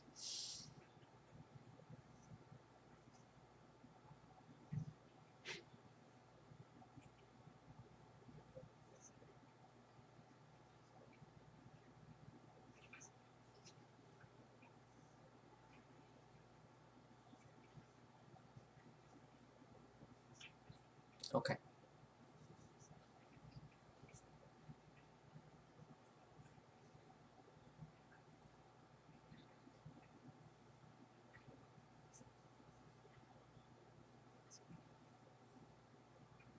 Thank you. And then if there's anything else, he'll depart.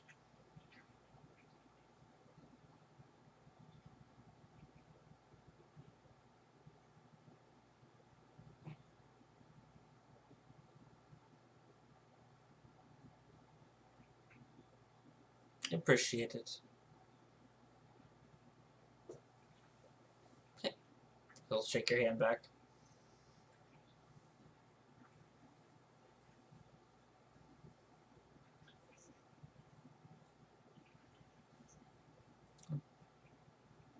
So he'll thank you all for basically helping him get where he needed, and for the company, and then he will trudge off.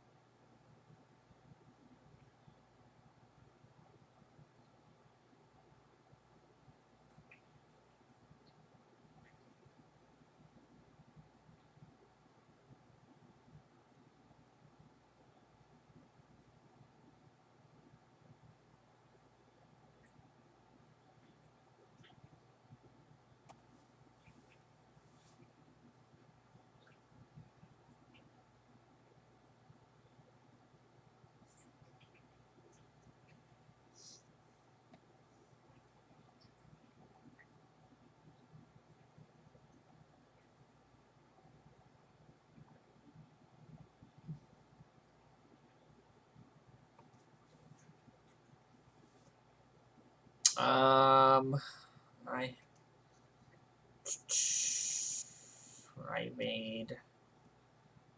made notes. Where did I put notes? Um,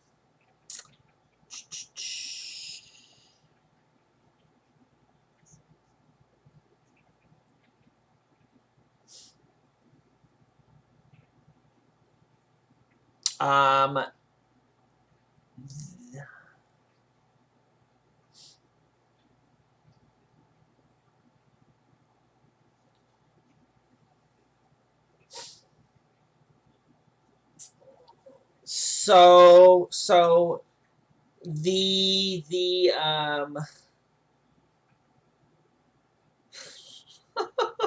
God damn it.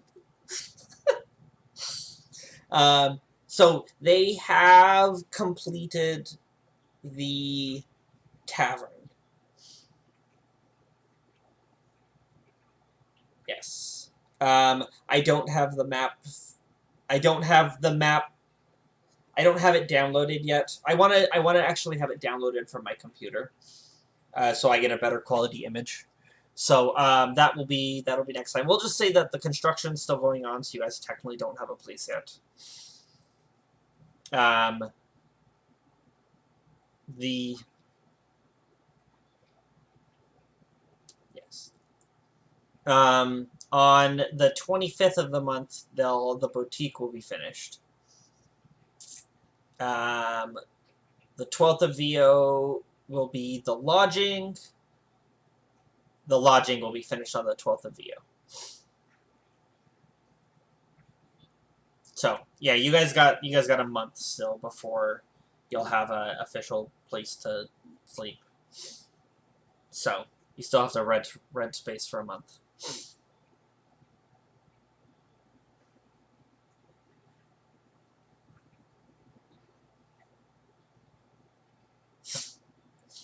Okay. Yeah. So you guys head in. I'm gonna drop you guys in the tavern just because. I assume you guys go drop off the books, right?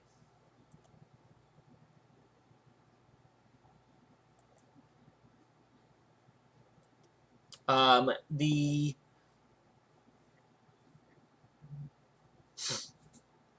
oh yeah. Oh, that's all. That's all your NPCs. I was trying to like. Yeah. Okay. So the books get delivered. You guys get 200 gold pieces for the delivery. No. Um, 200 total. So 50 each. And yeah. So I don't know how many you have. You would turn that in here.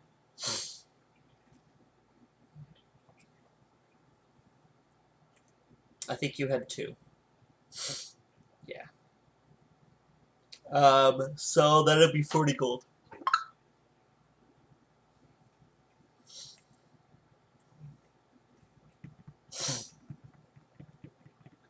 So, yeah. No. You're getting paid. You've earned a total of 60 if you count the book delivery and the troll ears.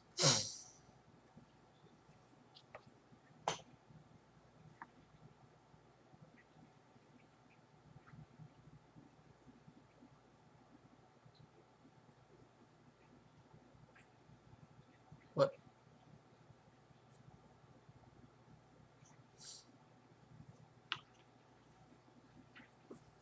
That's, yeah, goblins.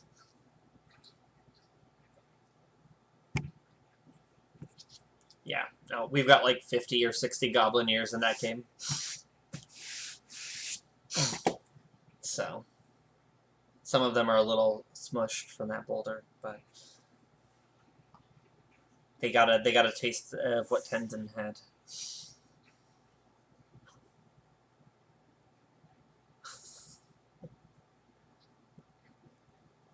Yeah.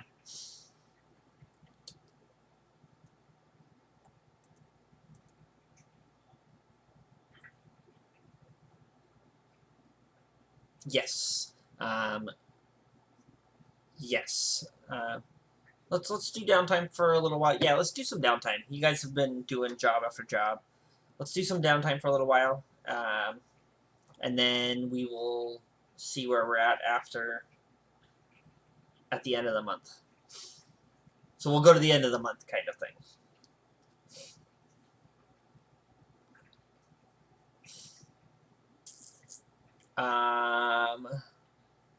When did you had sent them requests? You had kind of basically offered them a position when you liked, yeah. So Asher Asher Zul is actually in town. He has arrived and he has actually started doing stuff in the brewery. That's Dragonborn.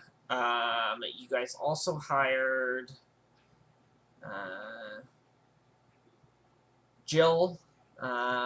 She will not arrive till next month. You guys hired Desmond. He will not arrive till the end of next month. And you guys are a couple days away from Ripsnarl arriving, kind of thing. You don't know that she would arrive yet, but you know she's inbound because if she accepted the job, basically.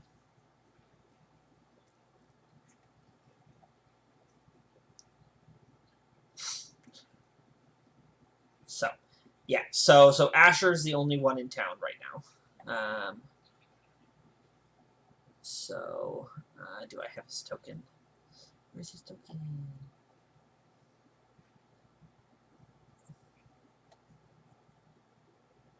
That is not.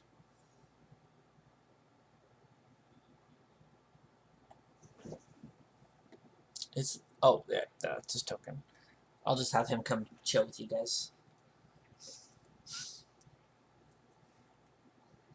This is the whiskey brewer.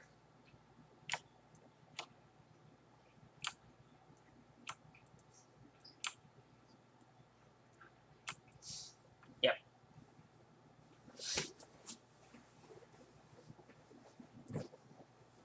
You're gonna teach him. You want to use your downtime to teach him how to brew your family ale.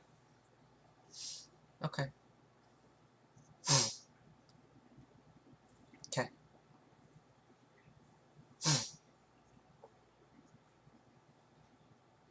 So yeah.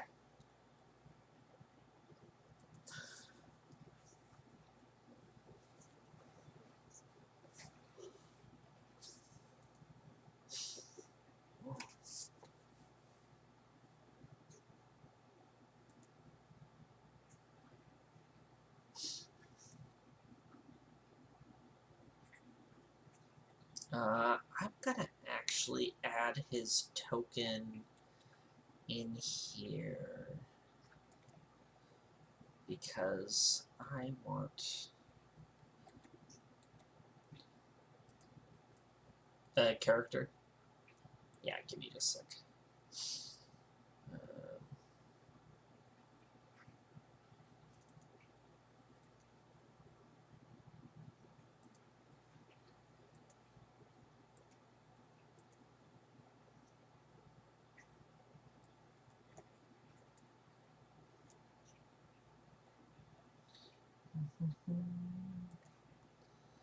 Let me see if I can.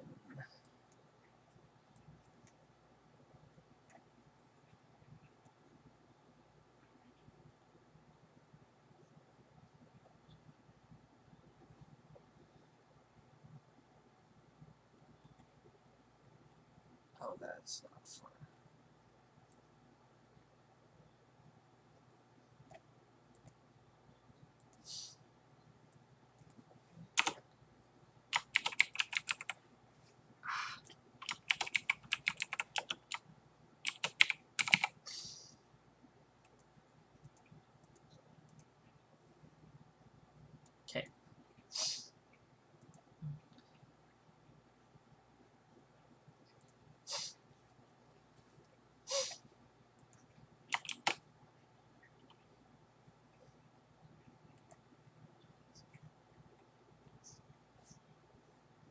I think he's saying Ryle's River Blossom.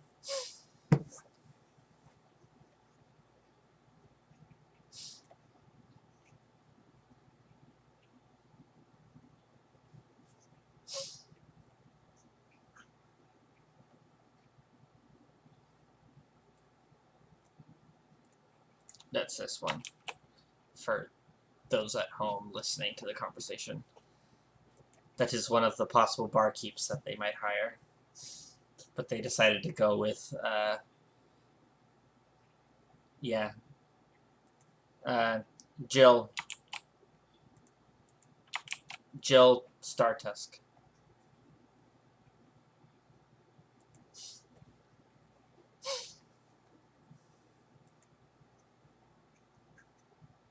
Startusk? Yeah. Should make some great drinks.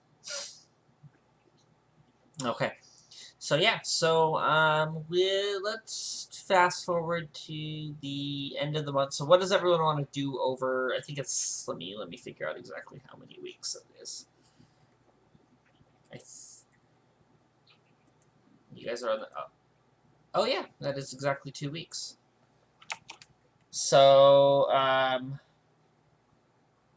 Pasha, I think actually you finish your if you're working on your learning your language, yes, you finish it. You can do that whenever. Yeah. So yeah, no, you'll finish it by the end of the month.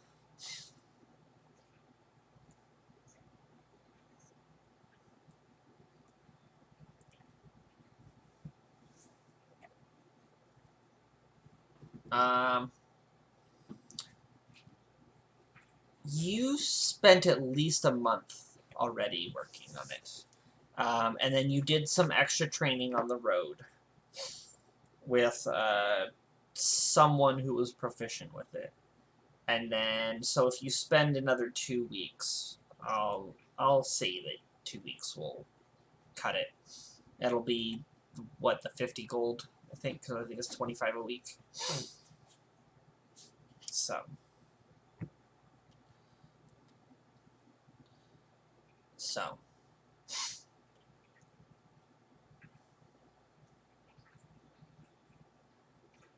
Okay.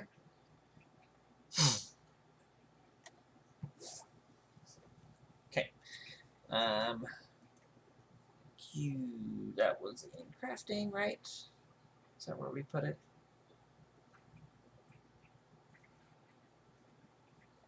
+1 breastplate, right? Okay. Okay. So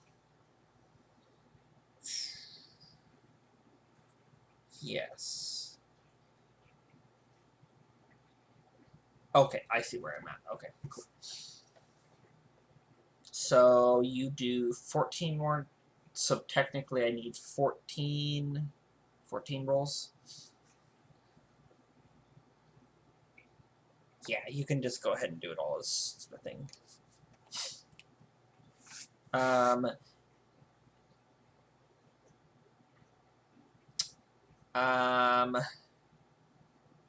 You could do it manually in Roll20. If you click on the dice, it'll pop up with a little dice thing.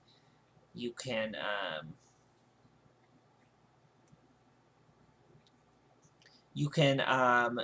set the number, and then I think you can separate them, and it'll roll them all. I think. Let's see. Does that work? Kind of. It shows them. What's your bonus? +8? Okay.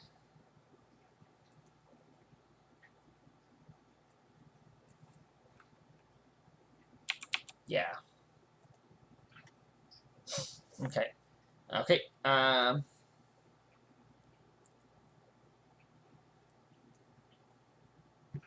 Yeah.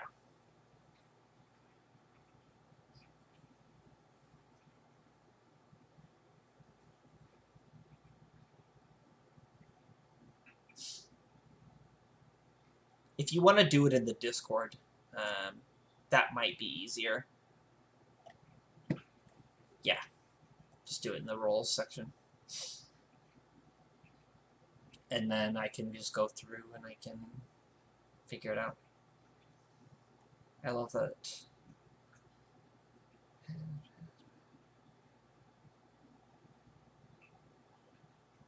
Yep. Was there any natural 20s? No.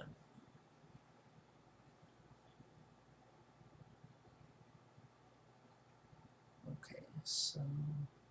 Oh man, you did much better.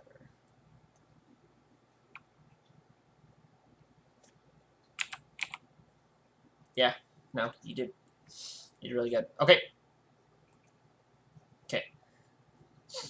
Okay, so you have made, I assume you work on it basically every day.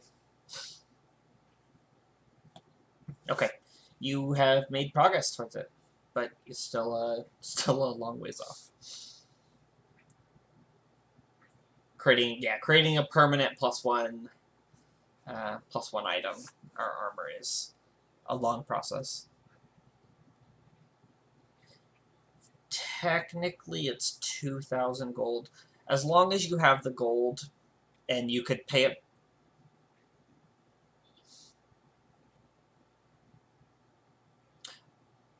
I'll say, in town here you can find it and you can buy it if you wanted. Yeah.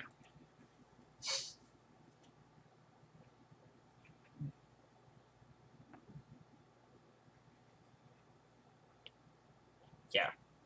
So, but yeah, no. So you're making progress.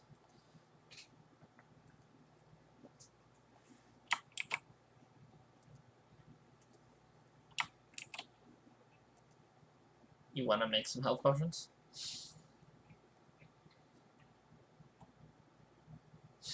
Okay. How much gold do you want to spend?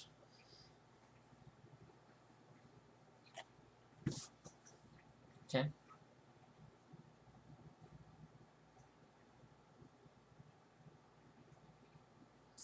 So 300. Okay. And are you trying to do just basic, or are you trying to do greater?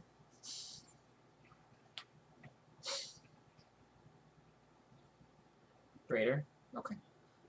So greater takes 2 days and 100 gold pieces worth of components. So you have 300. So go ahead and make me 2 crafting checks per day, or per potion, so 6 total.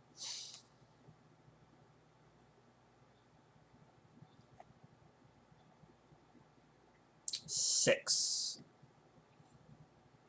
Because it's 2 days. You have to make one every day, basically.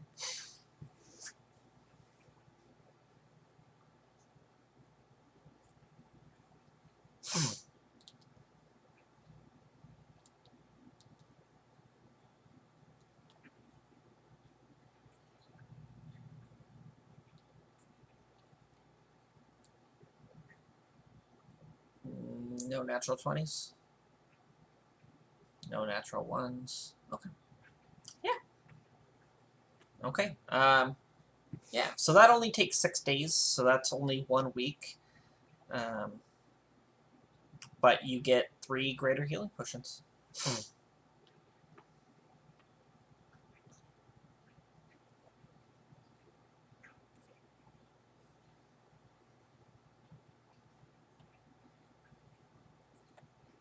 Okay. You just make yourself... Okay. Spend your time down there. Okay. Okay.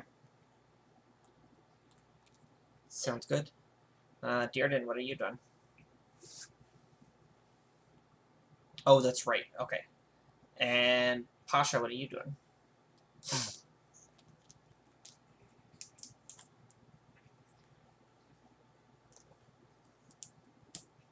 Okay. Just doing a couple in the area. Okay. Go ahead and roll... Okay, go ahead and roll an investigation check for me. Or roll 2, sorry.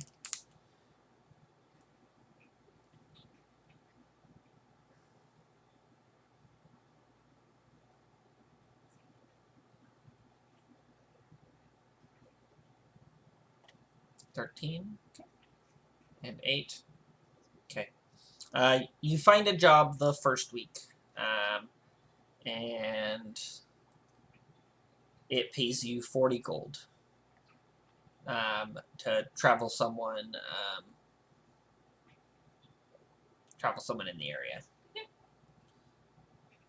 It takes you like probably it's like an overnight trip. And then yeah, no, you earned 40 gold.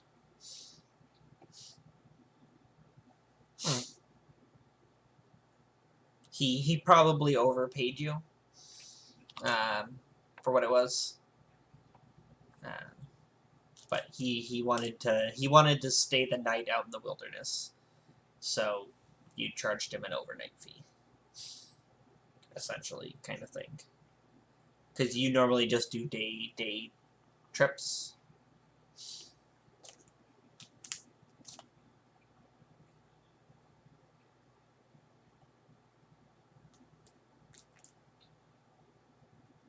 Yep. So okay.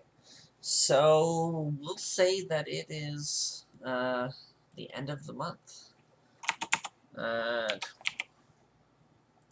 So it is the 28th of Steinixen, going in this evening, going into the 1st. Let me update the dates for you guys. Okay. I assume you guys are all in the pub drinking, having fun. Yeah. Like normal. Okay. Okay. Okay. You in the last week, you guys have all probably noticed that the tavern's been a little busier than normal. The upper class from the lore district have been frequenting a lot more often. The priest of Paylor, the one of the priests of Moradin, the priest of Ioun, and a couple of the other like shopkeepers around have all been gathering and playing games and drinking. Yeah, at the tavern, at the Coach and Pony. Yeah, no, your guys' tavern isn't officially open yet. Well, I guess the boutique is finished now, so technically, if you wanted, you guys could. The tavern can technically start functioning now because the entryway is done. So, but we'll say for the brevity of things that with this construction still going on, you don't want to open the business yet because you don't want to slow down construction. Yes, basically. You want the grand opening to be grand. So, but Asher's been working on brewing, probably with Thorgrim when Thorgrim's not busy hammering away.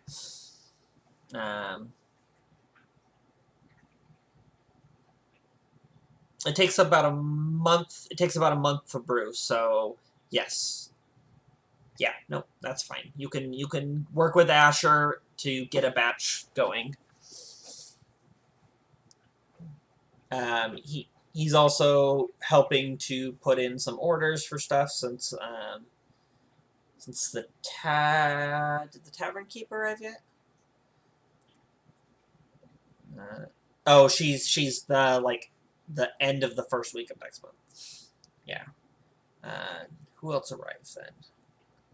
Oh, it's Rip Snarl. Rip Snarl.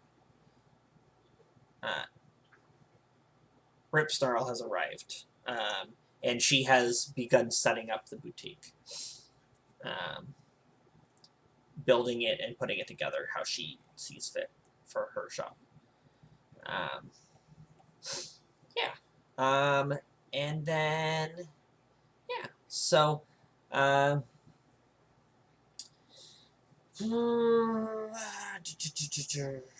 so yeah. You guys want to do any? You guys have any RP for the evening, or?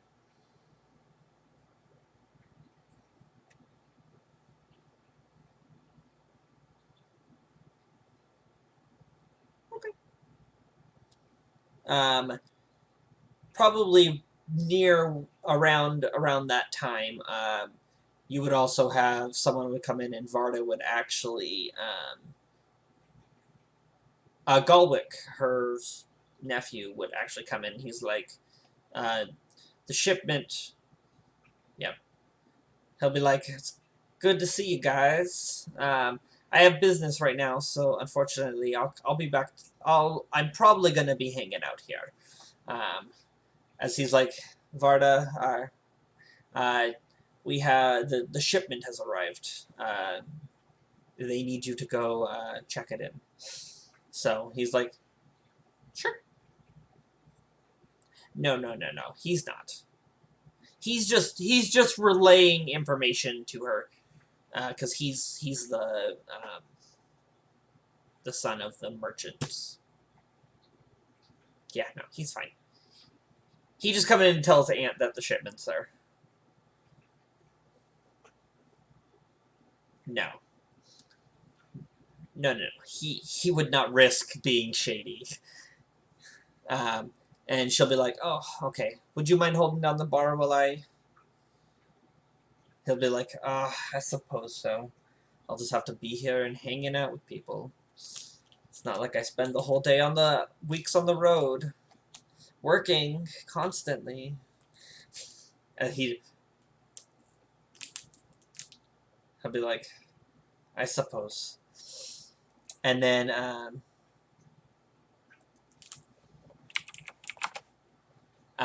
yeah, and then Varda will leave. Okay.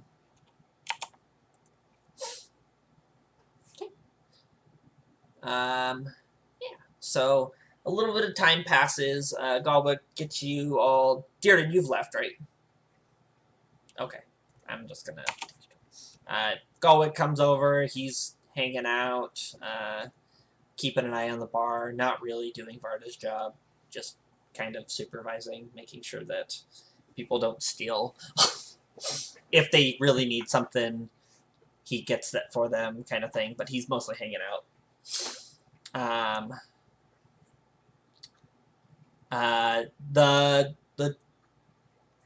The priest of Palor will at some point call it an evening, and he will leave as well.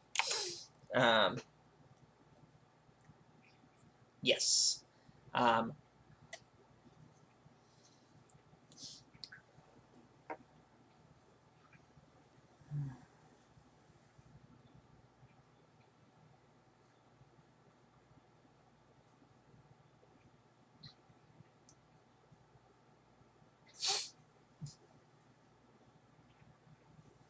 Okay.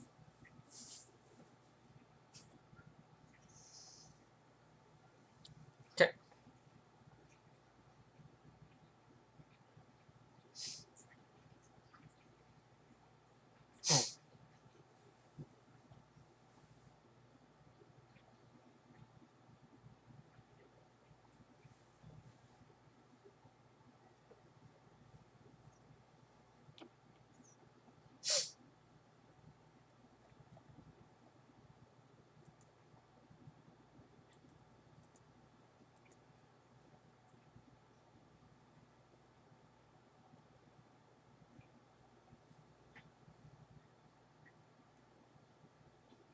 Okay. So while you guys are drinking, I'm gonna go out to the city map here, and we're gonna hang out down here in the gate section with Dearden. I'm gonna remove you guys because you're off drinking.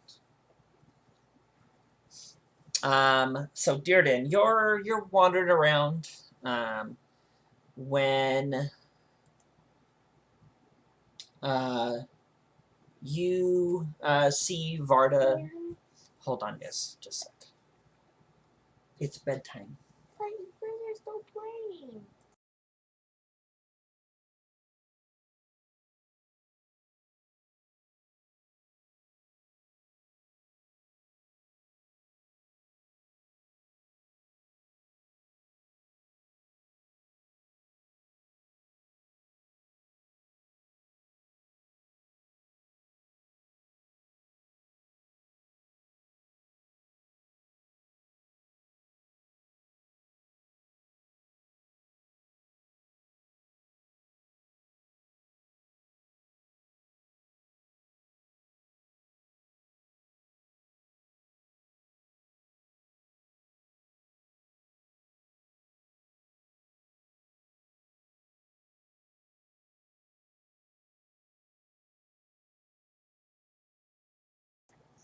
Okay.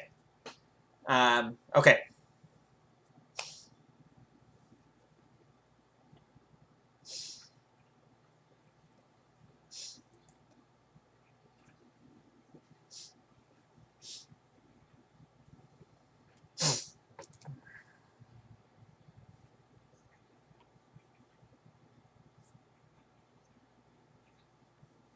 Yeah, that's how it goes, right?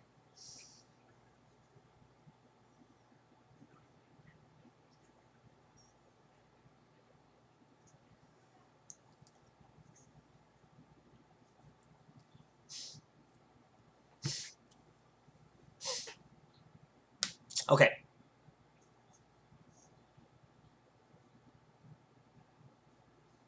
Okay. All right. Let's get continuing just so that we can get to a good stopping point.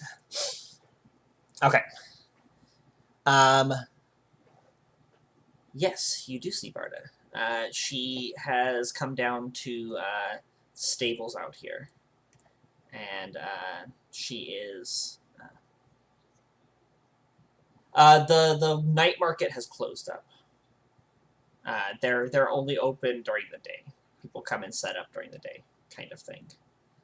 The trade ward. I'll put Varda down out here. Where is she? Varda right there.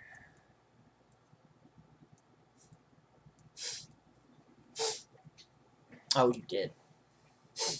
Okay. Oh, that's okay. Varda.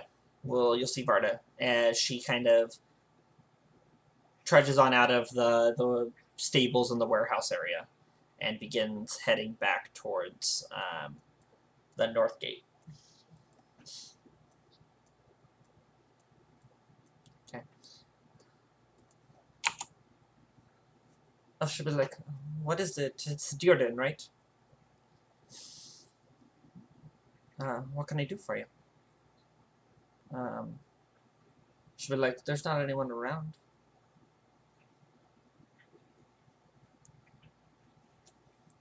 Okay.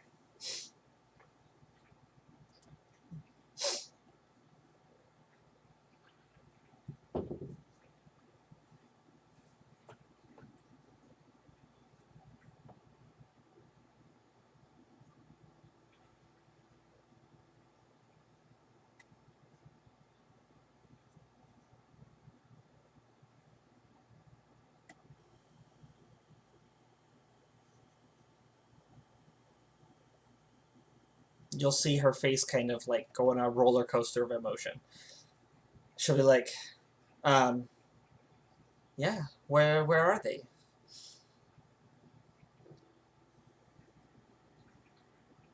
She'll be like, okay, um, yeah, let's, okay, um, are you okay if, yeah, you know the way, right? Okay, okay, she'll follow you.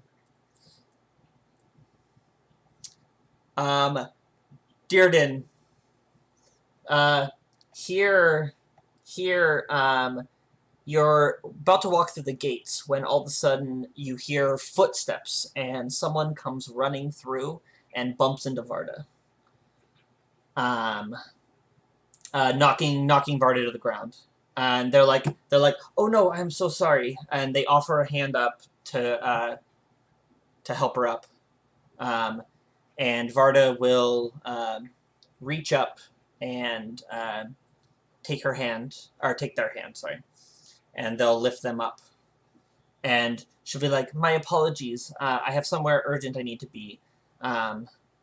May the light of the sun god guide your path in this dark night."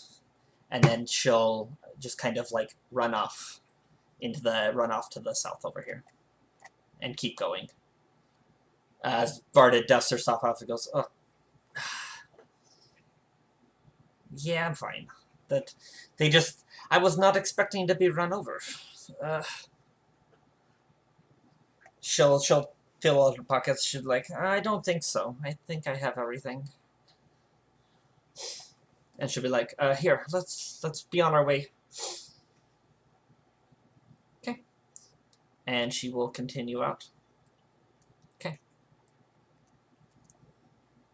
Okay.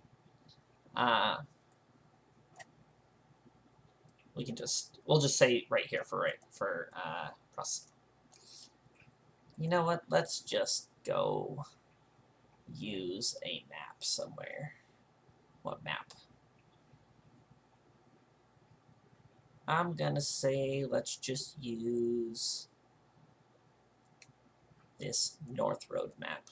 And if there's anything on it, I'll clear it off. Okay. Sorry.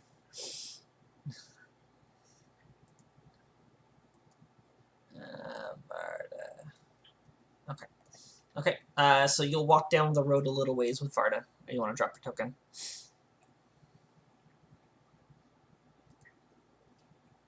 Yeah.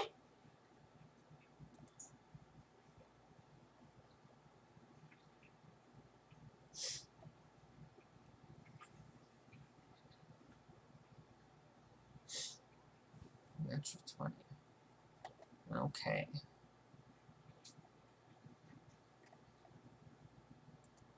Yeah, let me see something here.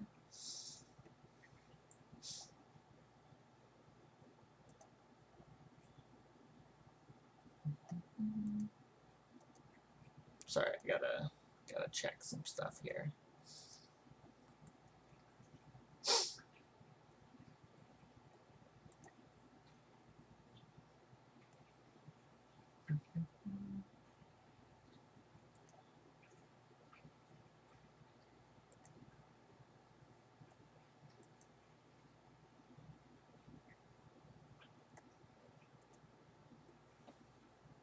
And you're looking for the guy? Yeah, are you gonna drop your token on the map?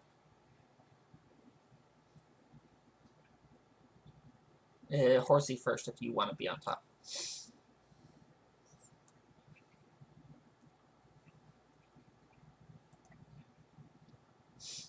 Okay.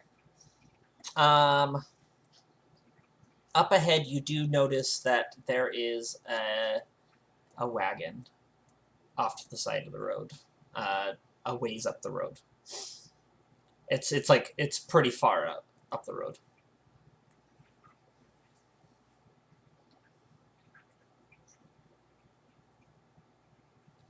Yeah.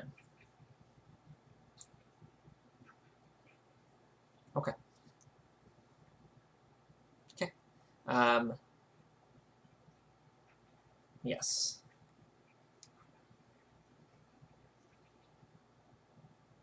That's fine. So Varda walks up and goes, "Isn't this your wagon?" As she looks at the wagon parked on the side of the road. And it is your wagon. It is the Vardo.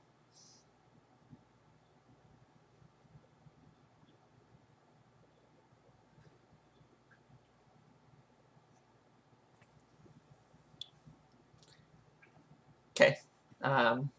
Go ahead and roll it.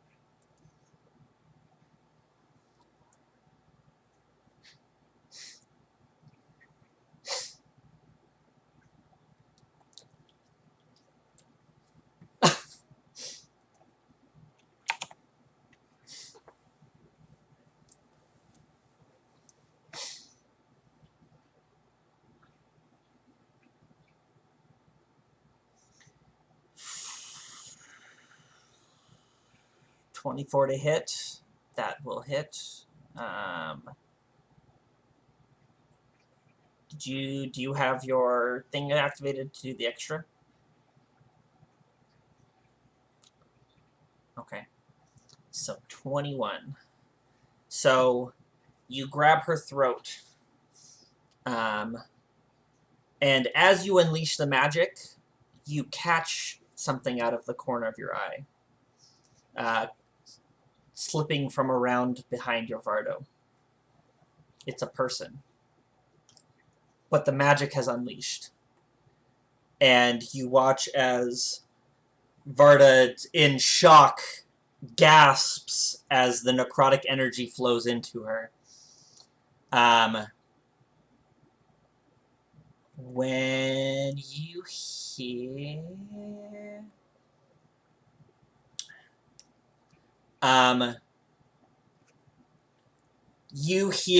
you hear a... yeah, no, Victor needs to go away. No, I didn't. No.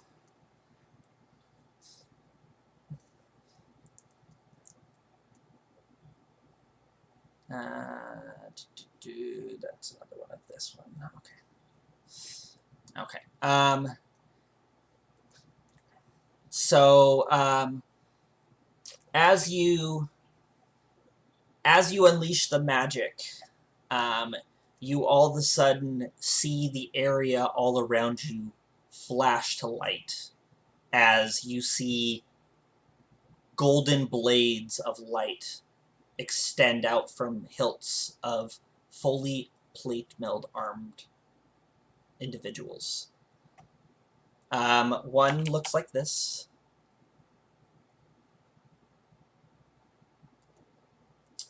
Another looks like this. This is another one of the same one. And then the other one that is coming from around the wagon looks like this.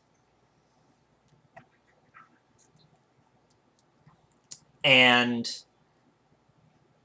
you watch as Varda goes limp for a second, and then a burst of radiant energy, and you see her gasp and fumble away from you. She did not die. Varda did not die. There was some magic. There was some magic that interfered.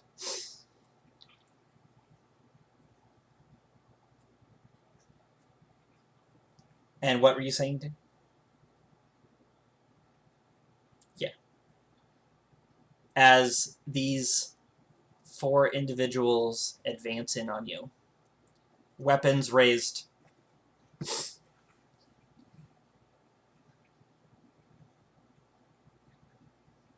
Okay. Okay. Let's go ahead and roll initiative.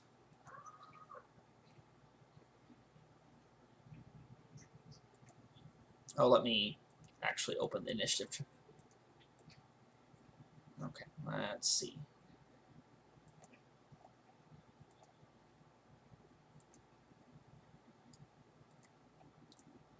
Okay.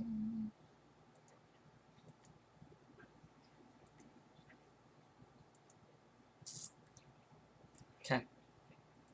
Yes, you did.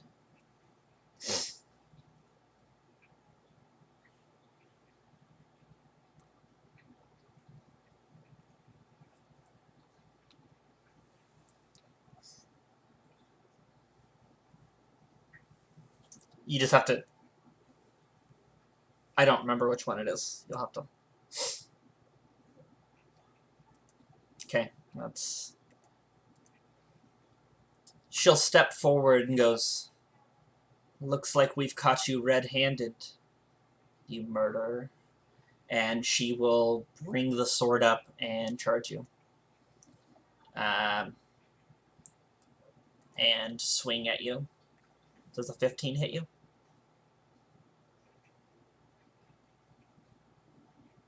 It does not. Okay. Okay. And then, oh, that was the wrong blade though. But I guess it doesn't matter. It's the same bonus. This is the right blade. 17.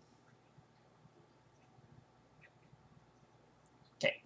She is wielding this one two-handed. She's the only one wielding two-handed. The others are all wielding one-handed.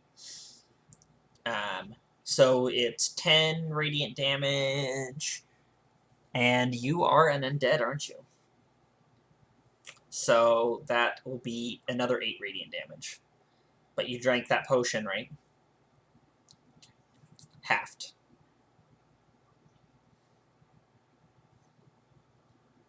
Yes, it is. As for player knowledge, they are all wielding sun swords.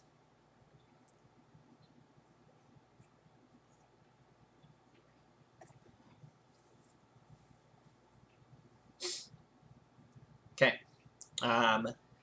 And she'll motion for Varda to get away.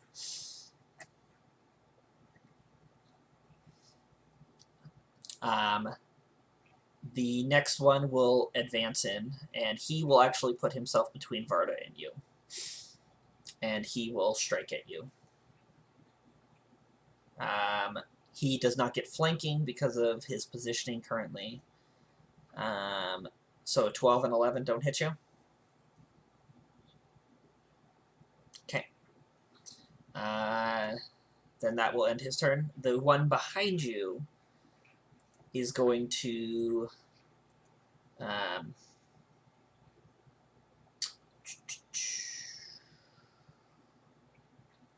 what is going to happen? He is going to attempt to cast Hold Person on you. And I need you to make a Wisdom save.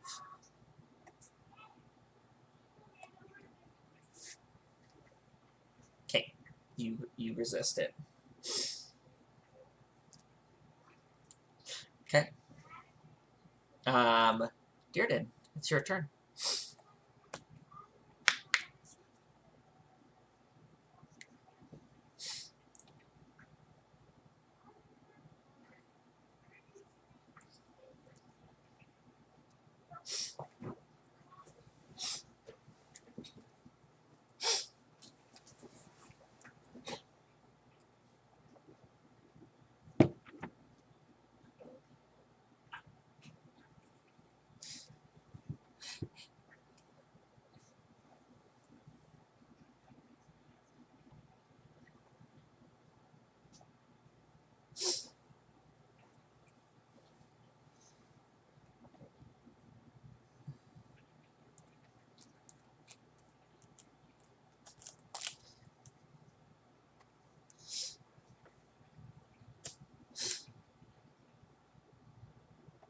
Between you and Varda. Okay. Oh, I guess I should probably roll initiative for Varda. Okay, she got a 3.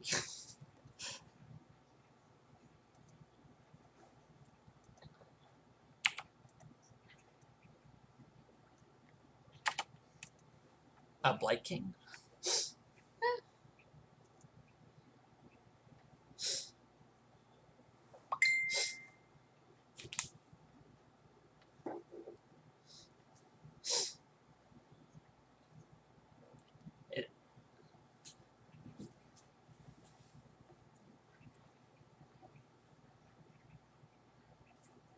It's a Nurgle arm unit. Yeah. Okay. Blight on him. Okay. Oh, he has to make a con save. This is one of the paladins. So con save.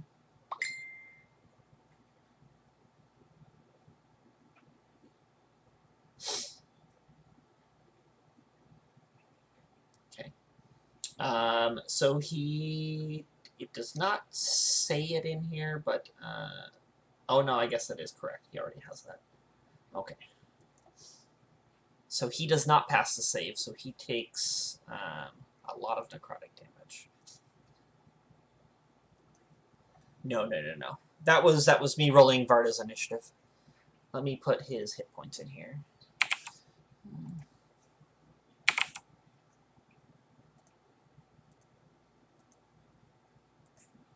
Minus 32. Whew. Ouch. He looks hurt. You can see his health bar now. You should be able to. They're not easy. They're definitely tough.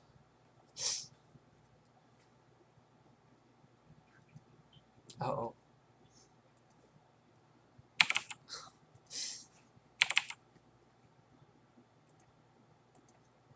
Is that correct? I want to make sure I got theirs correct. Oh, they're less. They have less hit points.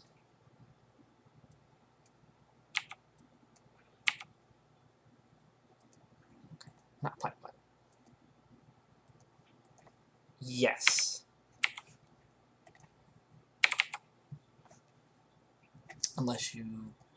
Yes. Unless you have an ability that says, oh, this round, basically. Or turn, or whatever it is. Okay. Are you done?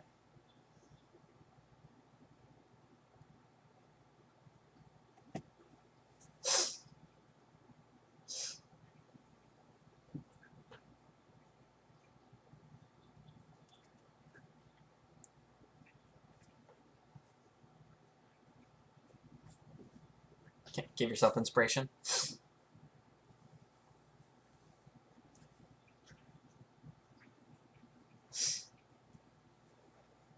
Okay.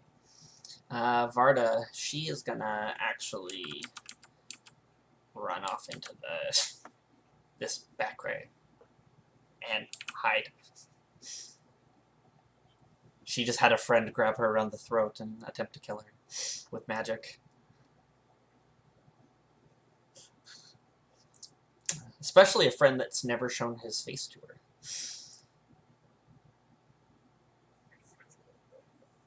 Yup. Okay. What are they gonna do? This one here.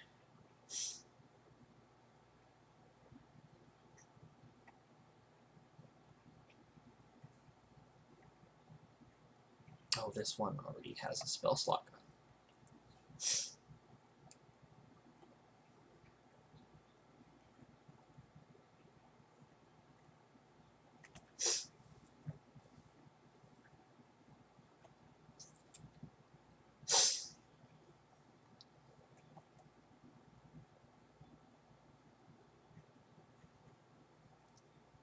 Guiding bolt. The one back here is going to shift down over here. And he's going to fire a very large guiding bolt at you.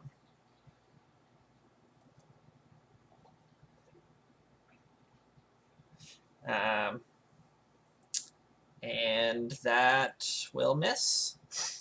Whew. Okay. Back to the top of the round. To our paladin.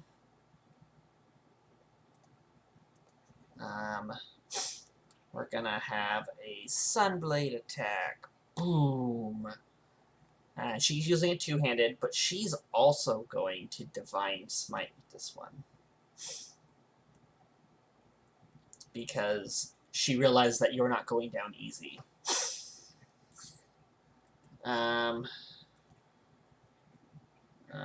What is...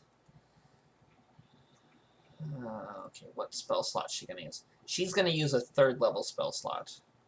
So, that is how much? Is that 5d8? Okay. Oh, yeah. 5d8 right there. Okay, so 32 damage total from that strike. 16. And then there's going to be another sword attack at you for a 25 for another 12.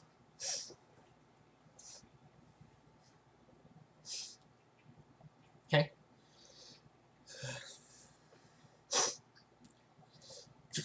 Yes. So far, everything has been radiant. Thank God you drank that potion, right?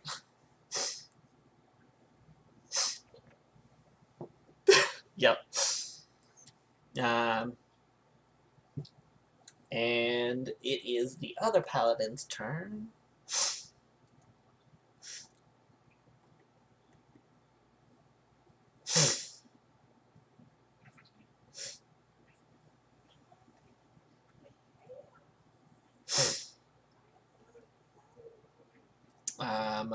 And he's gonna unleash two blade attacks on you.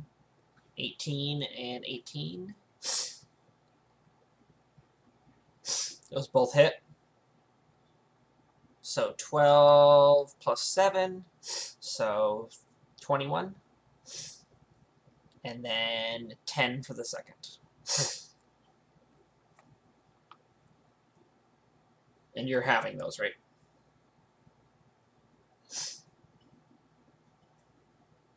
Yes. Okay. Cleric's turn.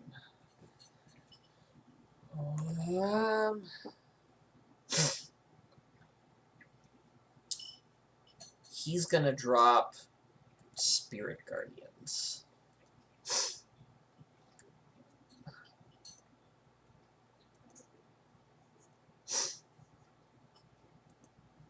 Is that a 15-foot radius? Spirit Guardian's 15.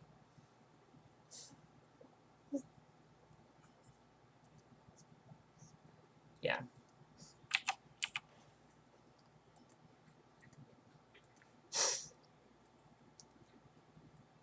And he's gonna move forward. So you enter into the aura. So you take the... You have to make the save. Yep. 14. So you just made it. So 11 radiant damage, and then you have that. What is your hit points right now? You're 45 left. Whew. Okay.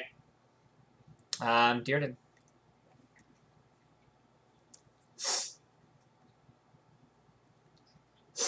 Okay, so your movement's halved while you're in the aura.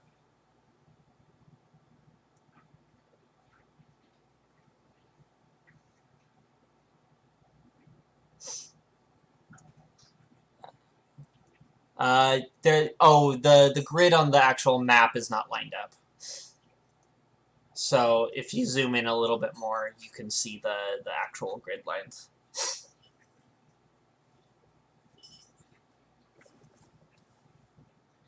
So for 10 movement, and that would provoke from her. So let's throw her attack. So that's 13 damage.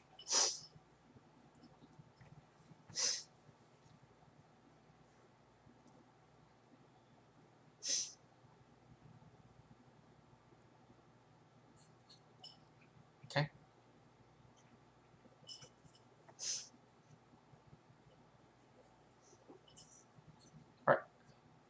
Are you... Okay. Okay. Just for that, I want you to make either acrobatics or an athletics check to land on him successfully.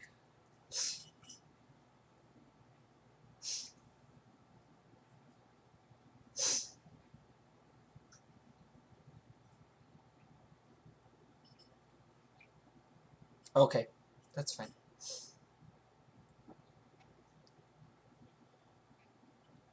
Oh, yeah, that's why you're harder to hit.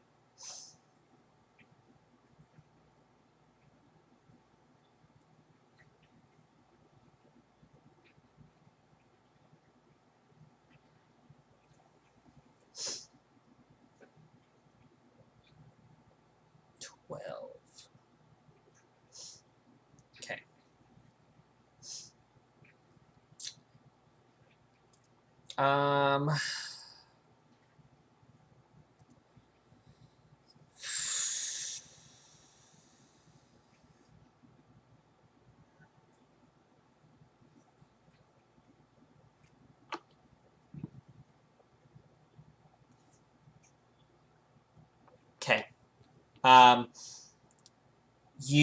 Horsey takes off at a run and kind of zips out from under you a little bit. So you fall short. We'll put Horsey here, and we'll put you landing here. Yes. He's Paladin. Boom. And since you're fleeing, he's going to smite as well.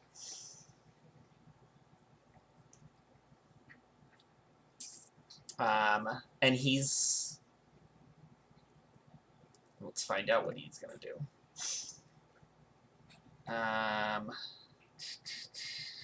Where did it go? I saw it. Just there it is. 19 damage.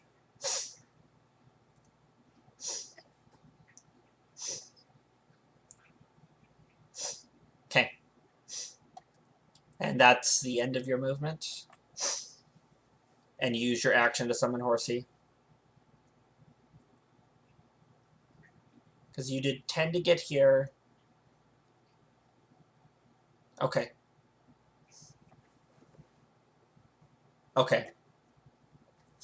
Okay.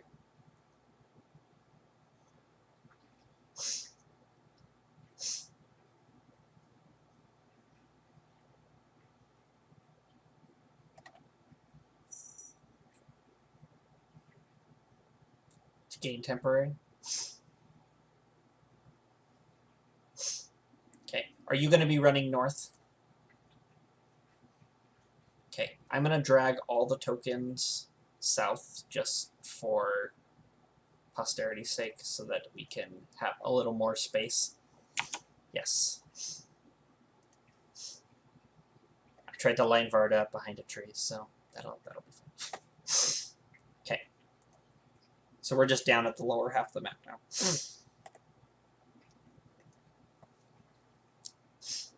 Okay.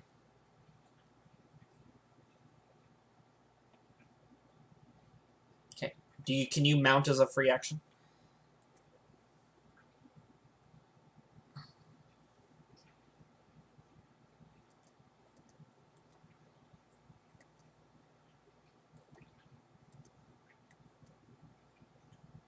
Oh, you drop yourself after. Okay. Because it's technically you get to him and then it's 5 feet up, technically, for movement, I think. You've grabbed the reins, your foot's in the stirrup, and you're about to throw yourself up on. Okay. Is that the end of your turn then? Oh, I gotta re-add you to the initiative now. Yep. Oh, you were actually in the right spot there. Okay, Varda's turn. She's going to actually run south. Since she caught a glimpse of you again. This paladin here... Alright, no, this cleric is gonna...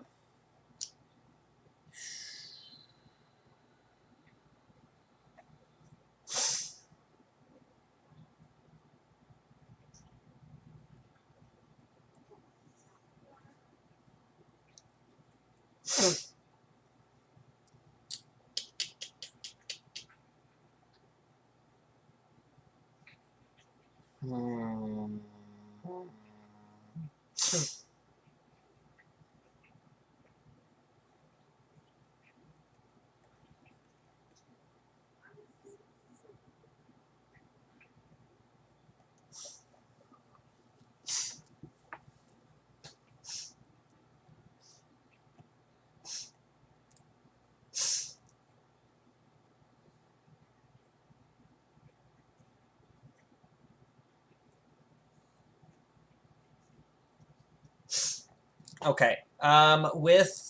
With him seeing that you are climbing up on the horse and knowing that he cannot reach you, he's going to grab his holy symbol of Palor and say a prayer. And as he does, he's going to cast Summon Celestial.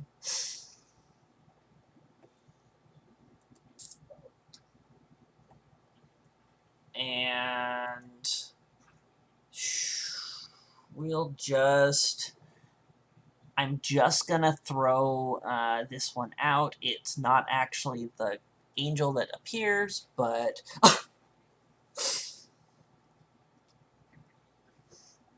and they're summoned as the Avenger.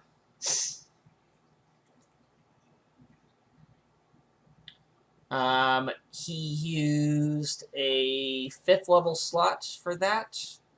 So it has 2 attacks. What is number of attacks? Down, range weapons, modified to hit. I think it uses the caster's spell attack. Yes. We'll just go with that. Okay. So there's 2 bow attacks coming at... Ooh. What is their intelligence? 15. Ooh. I'm gonna roll that real quick. I want to see... Did that go?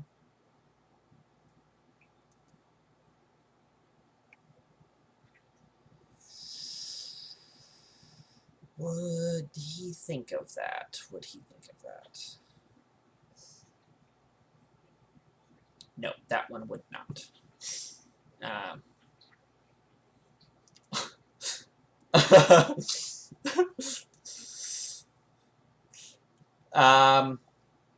Okay. Okay, there's 2 bow attacks coming at Dearden. 14 and 12. Okay. Okay. What is the Celestial's movement speed?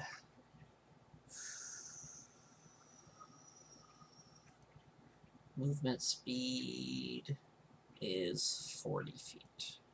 So it's gonna... Let's see here. We'll just say over here. It'll fly over this way. It's bow ready. And Paladin's turn. Oh, why did that not work?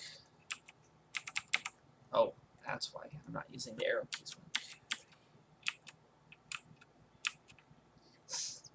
Okay, she cannot reach you. What is she gonna do, though?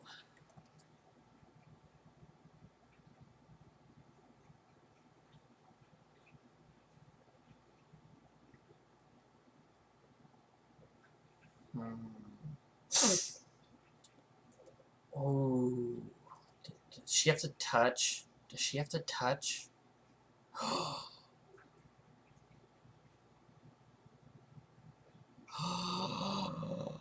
Oh, shit. I'm sorry, Dearden.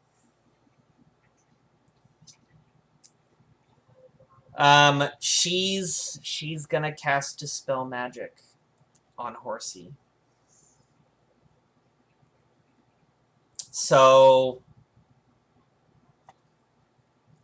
she can't do anything else. But yeah. She's hunting a killer. She's not gonna let you get away. So, Horsey, I think, because Horsey's a 1st level spell, right? Okay. Horsey will poof. And that's the end of hers. This paladin, 1, 2, 3, 4, 5, 6, is going to come running. This cleric will 1, 2, 3, 4, 5, 6 come running. He's going to... Are we on the paladin? That's a cleric page.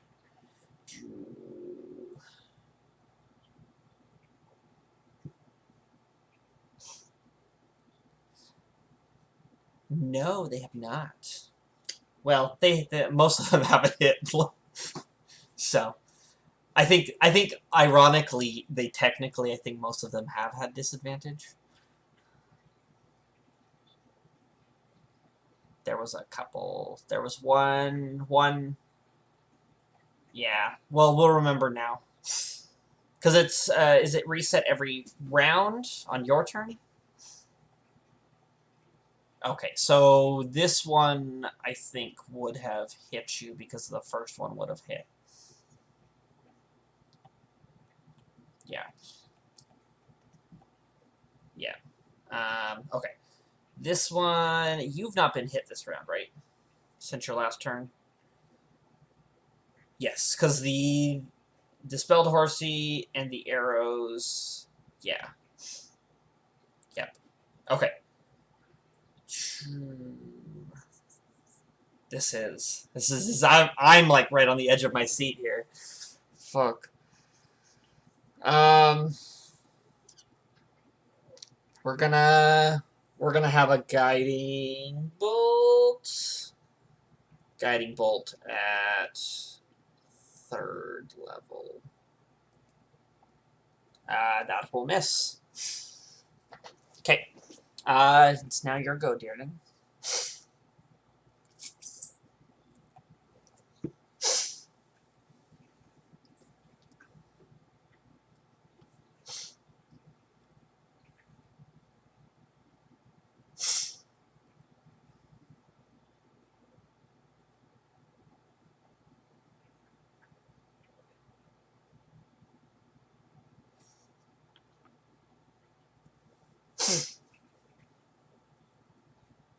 You're still attuned, right?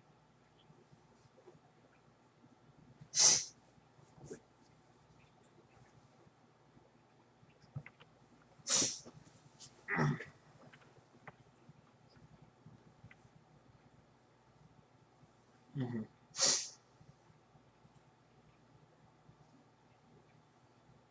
Nope, it's still there. You don't have to be in contact with it. If you have a spell focus that you can use, you don't have to be in contact with it as long as you're attuned to it. Thar had to be in touch with his because he was using his as his spell focus.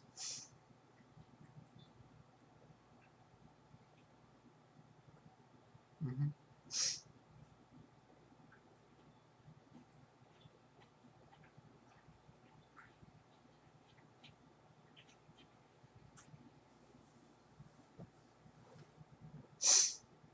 Is it? Oh yeah, no, you haven't done anything for like 2 weeks, so you'd be at 9.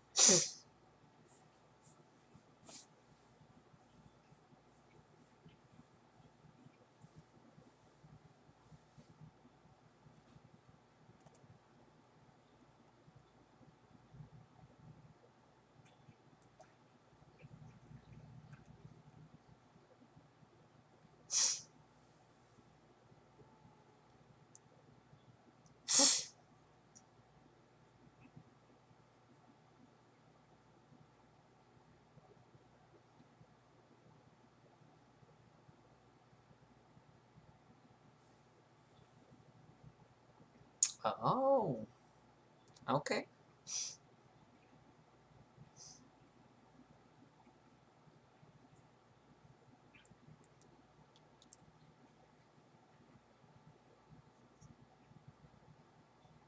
So 10 by 1,000.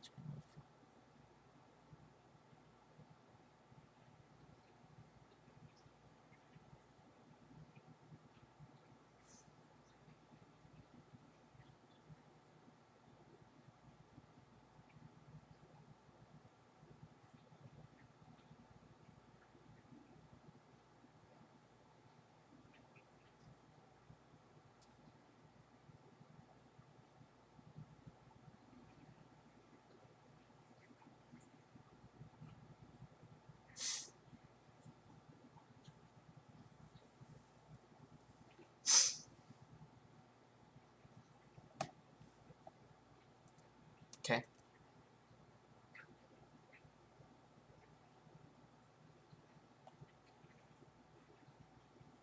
Okay.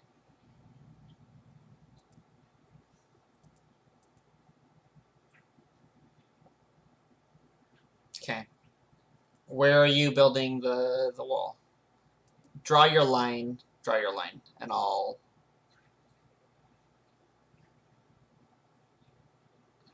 So you're trying to cut them off, basically? Oh, what am I doing? Oh, I needed just... That's what I wanted. Blue. That's what I want. 10 feet there, 20 foot. So it's that size, I think. Okay. Okay.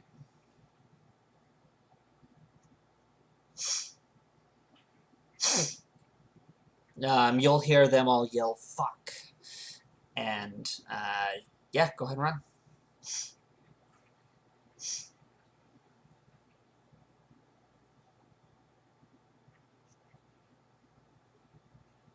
Okay.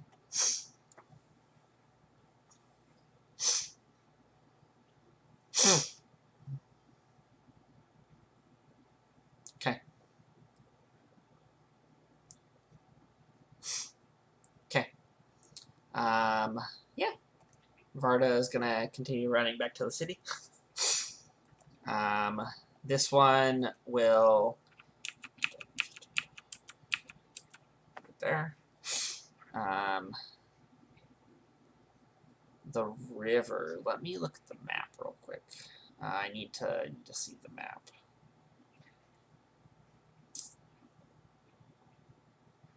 The river would technically be south of you guys. So you are running away from the river.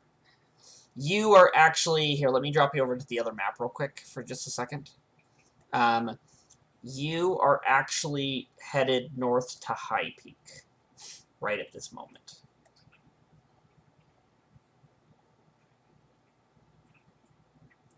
Yes. So you guys are going north, basically. Because you took her out of the city, and you're not very far, but you're headed this way. So, okay, let's jump back to the map. Okay. He's gonna have his angel fire at you. So, I don't know, I'm checking that right now.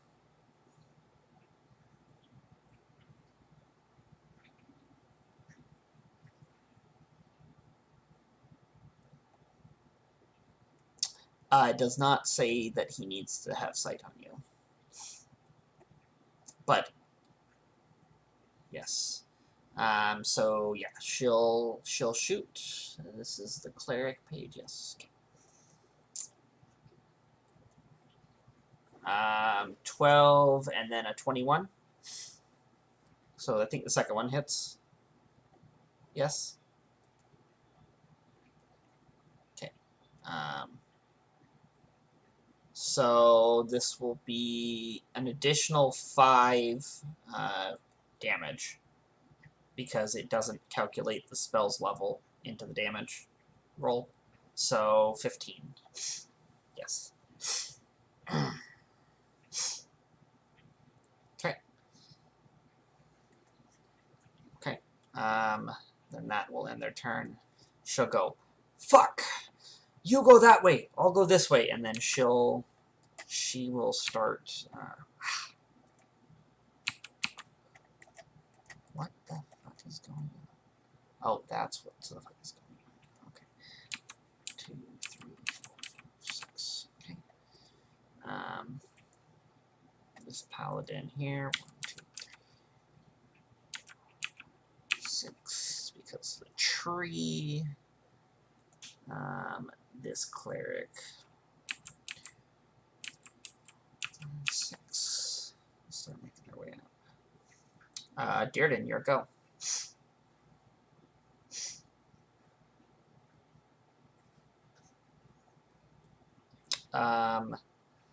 Let's see. You can move how much?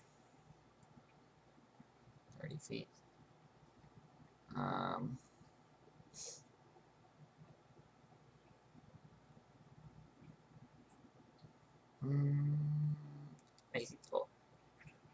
over here, I think, would break sight of everyone, yes. They would see you run that way, so they could do searches over there to try to find you. But...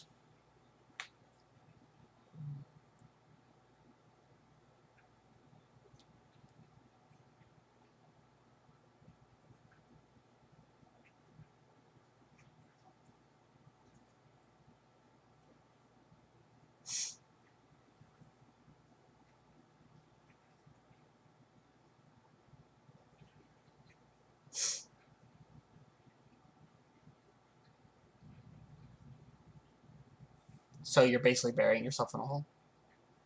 Okay. Yep. That's very true. Okay. Cool. Varda will continue to run. This paladin, that's this one? Yes. Or this... Yep, no, you guys are still drinking.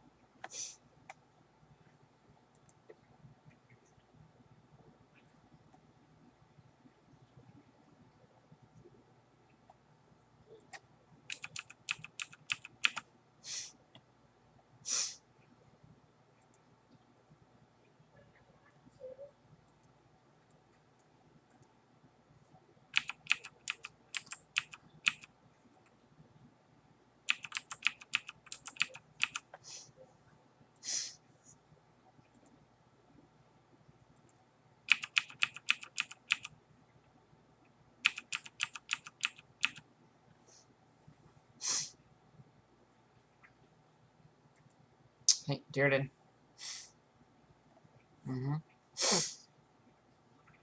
Oh, the angel would have flown this way. Sorry, I forgot to move the angel.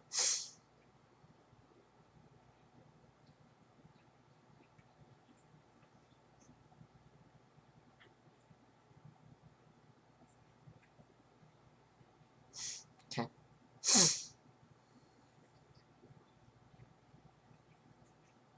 Okay.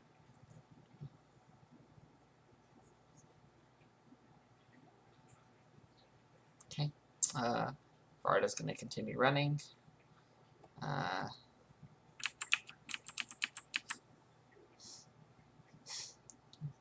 They'll be like, they'll all be yelling, anyone have eyes on him?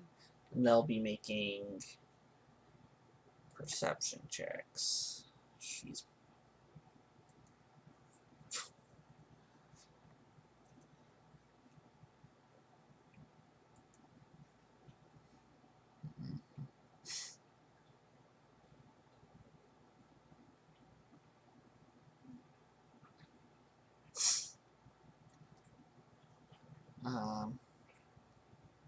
Yeah, he would come over here,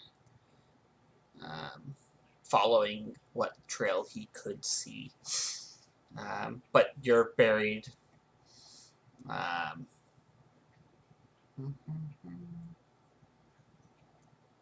She's gonna fan out. He's gonna fan out.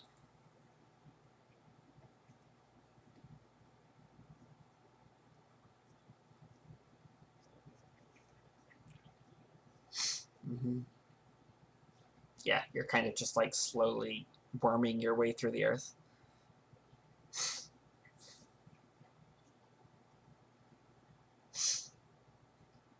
Okay.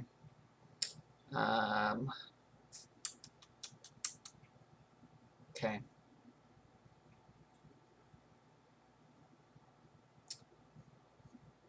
Go ahead and take your turn.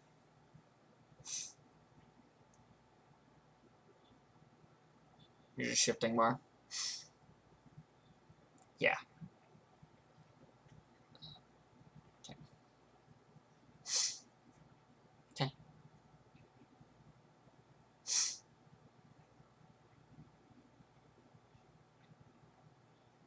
Okay.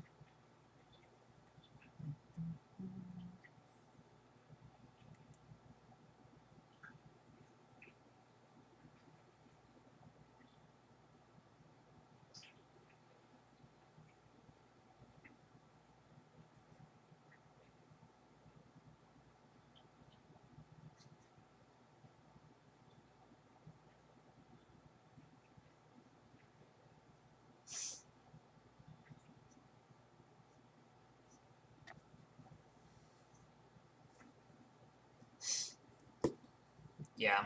No, they're no, they've lost you. They've lost you.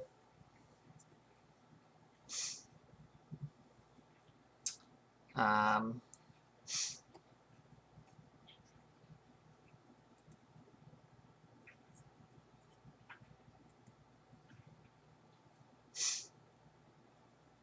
okay. Okay. They'll be like after like a little while of searching and not if your trail just disappeared. They don't know where you went. You're not up. You're the Celestials flying around, can't see you. They are gonna head back to the Vardo. Yes. This can go away. That spell is over. And the leader is going to take the time to cast her Find Steed.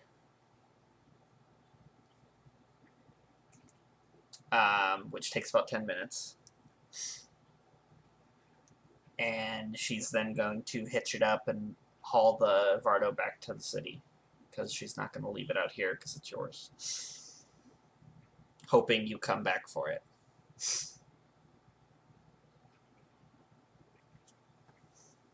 Okay. What is Dearden doing?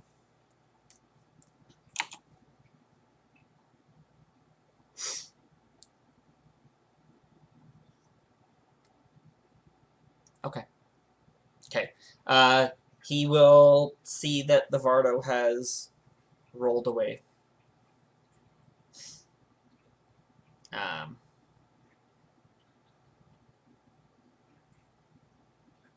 Okay.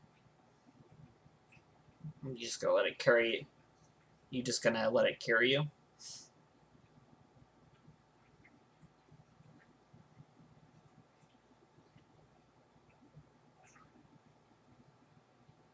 Okay. It takes you.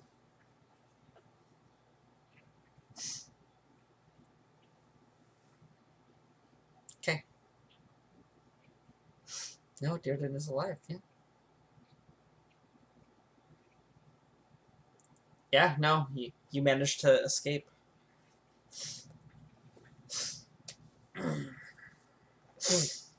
Um. So. So.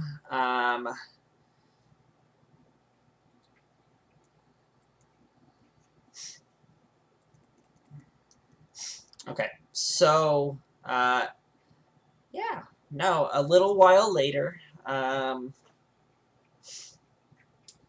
You guys all begin to hear a ruckus in the town. This is not your normal sound. This is very different. Are you guys going to go investigate?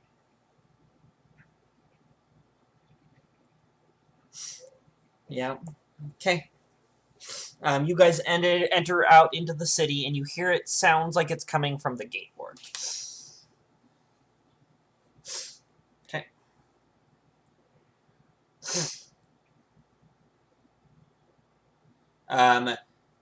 Yeah. So as you guys enter into the gate ward, you see Varda collapsed on the ground, sobbing and holding her throat. She's probably there's a whole bunch of guards all around. Here, let me actually pull Varda in because she's up here.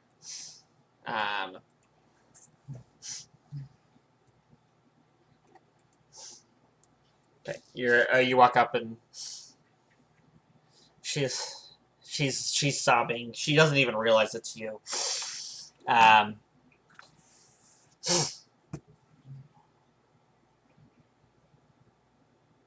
Okay.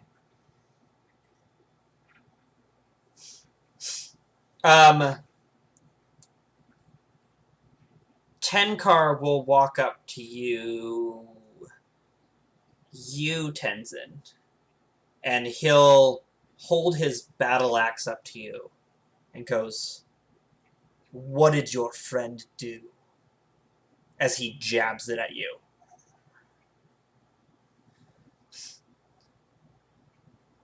Your other friend. Your other friend. And he jabs you again. The one with the horse.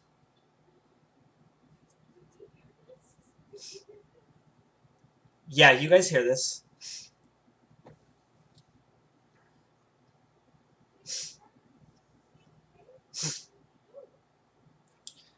You all are going to drop your weapons. Now. Drop them. And he is 100% serious. Like, you've never seen him this angry or aggressive.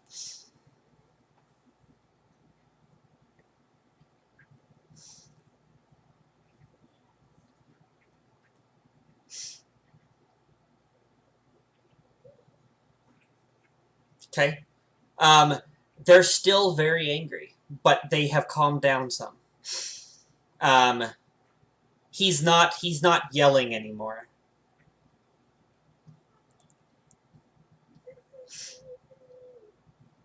Varda stops crying.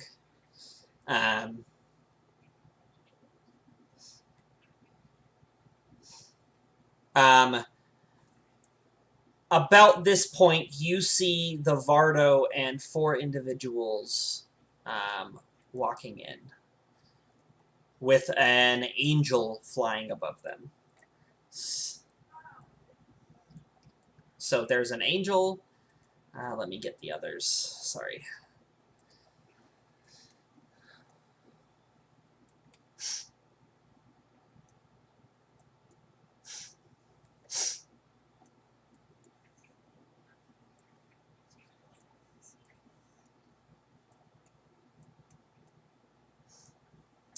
Where's the wagon? Wagon token.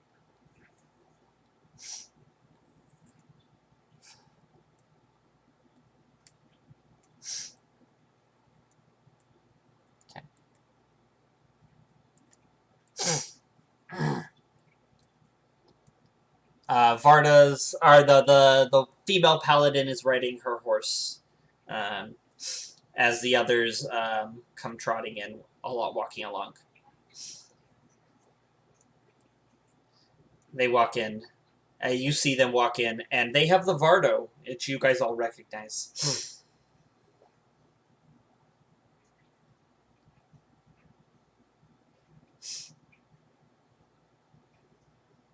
She hops down and goes, "I guess an explanation is due.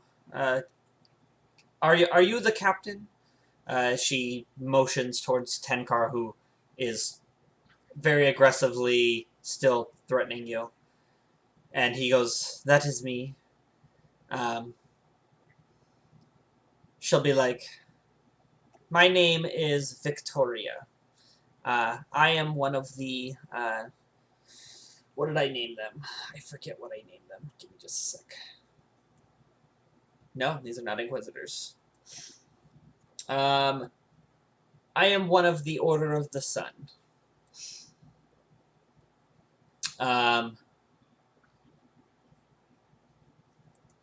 You, Tenzin, would have heard of it. Thorgrim would probably... You all probably would know. It's based out of one of the cities nearby. They are an order of paladins that worships Pelor, and they protect the peace in the majority of Pelora. They're, like, basically, like, roaming... They're essentially Jedi Knights. That is probably the closest thing, the easiest way to explain it, is...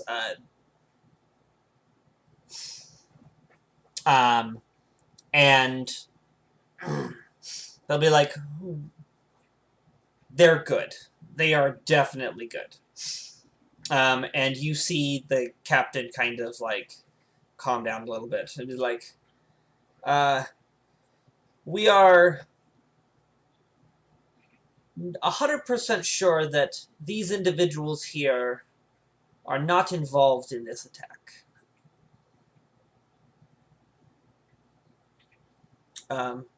Their party member had been lying to them, had been keeping secrets. We did some investigating before, and we managed to catch him in the act. Unfortunately, he escaped us.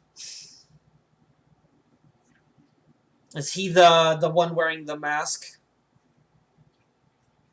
He is the one who attacked her. If it had not been for my friend over here, as she points to the other paladin, casting a death ward on her before she was led out of the city, she would have been dead.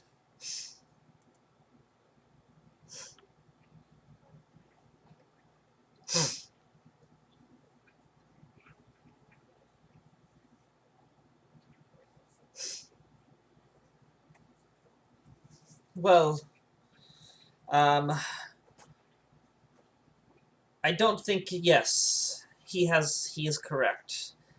From my information that I have gathered, we had a killer come through our city within the last year. Um, we did our research, we tracked him down, and it appears your companion has been ritualistically sacrificing individuals on the new moon every 3 months.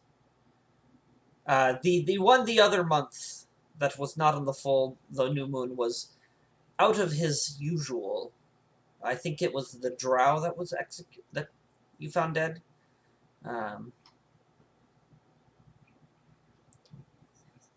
Varda will be like, she'll be nodding and still kind of crying, but has calmed down. She'll be like, it was him. He said Varda will be like, he said he had gotten information about Kavik, the half-orc who used to drive my coach.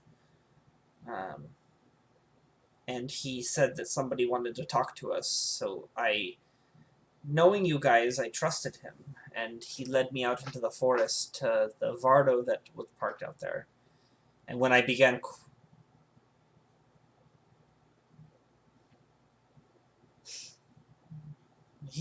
I didn't even know. So, it's nice to have it confirmed that you guys were not a part of it.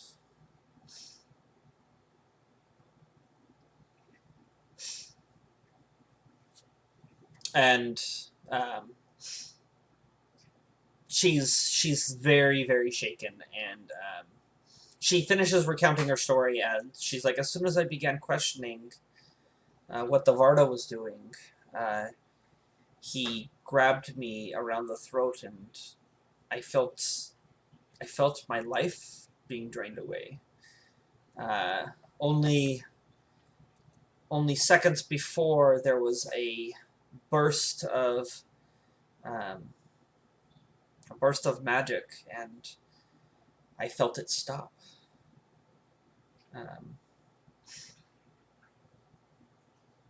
And she glances over and recognizes the cleric who has stepped forward at this point. And he steps forward and goes, I'm glad you survived. I'm glad my spell took effect. And she's like, if you hadn't been there to bump into me, I would be dead. And she kind of walks up to him, and she offers a hug, and he obliges, and she gives him a hug.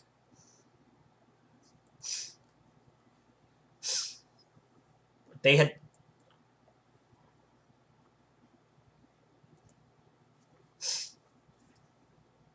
Yep.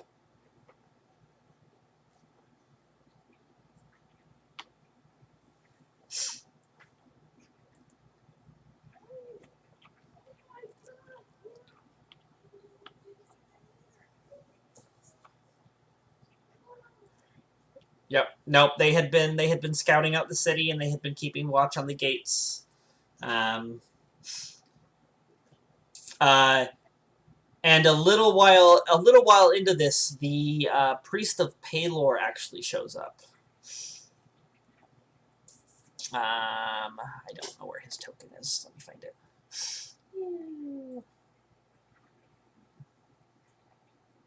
I need this one. He's from the lore word. Yes, Sun Speaker.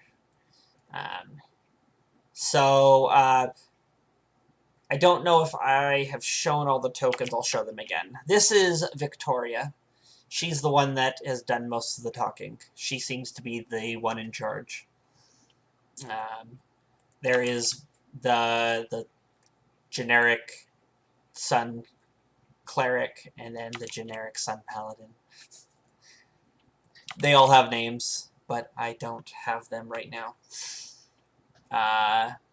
And then Sun Speaker here, who shows up a little while later, after hearing the commotion from afar. And he comes up and greets Victoria. He goes, "I see some commotion has gone down. Were you able to apprehend the suspect?" She's like, we were not able to stop him, but we did identify him. He is the one who has been wearing the mask. I believe his name, called him Dearden.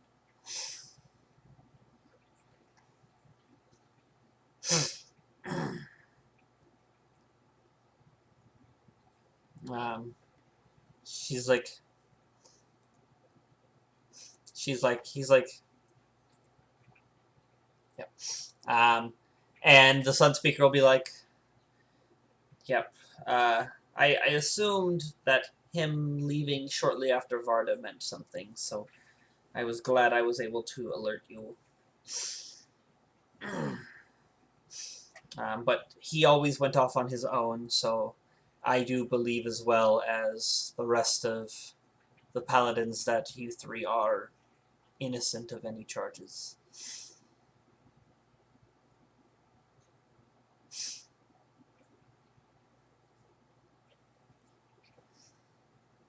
It is normal behavior, and people have noticed. But we've confiscated the Vardo. It was his. We will be staying in town for probably a week or so, keeping eye on the Vardo in case he attempts to return to take it. But Varda is safe. You folks are innocent so long as you don't do anything to aid him further. And we will continue our search to track him down. What was that, Dearden?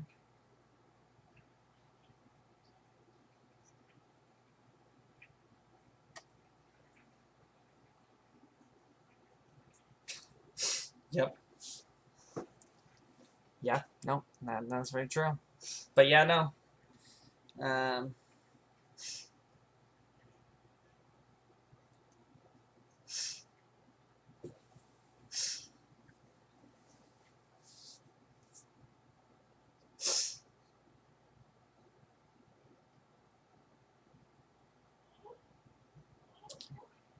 Are you gonna do it?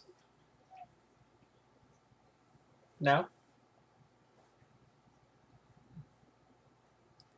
Would he consult the group here? Is he... No?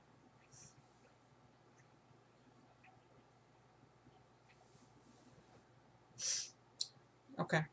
And you did pass your wisdom save.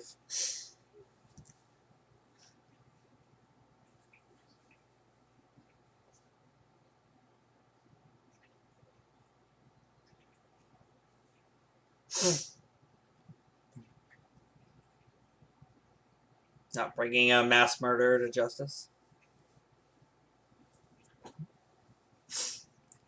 Because because she says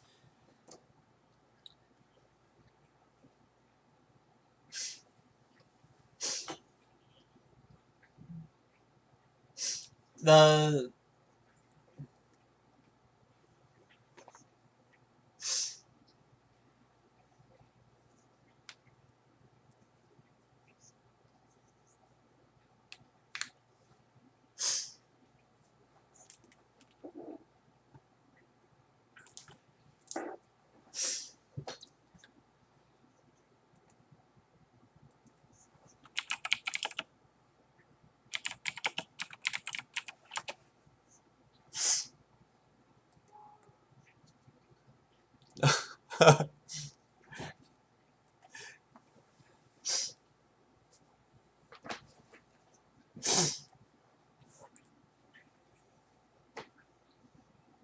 oh, he's dropped so many hints. Oh my gosh. This has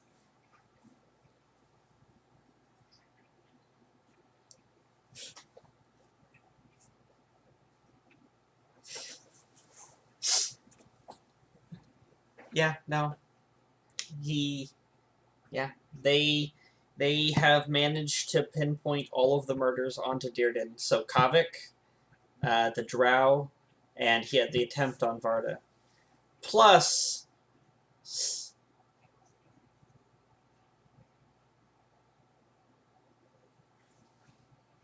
yep, yep. Oh my gosh, the amount of times that you guys have been so close, it felt like you guys were so close to figuring it out.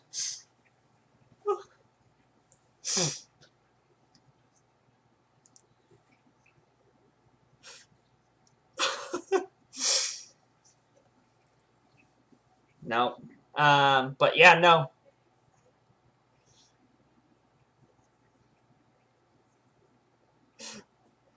Because this has been planned for months.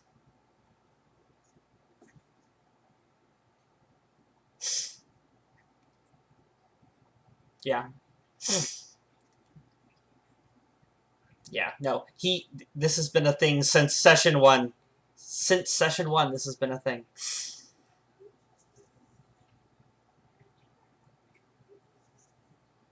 Cover?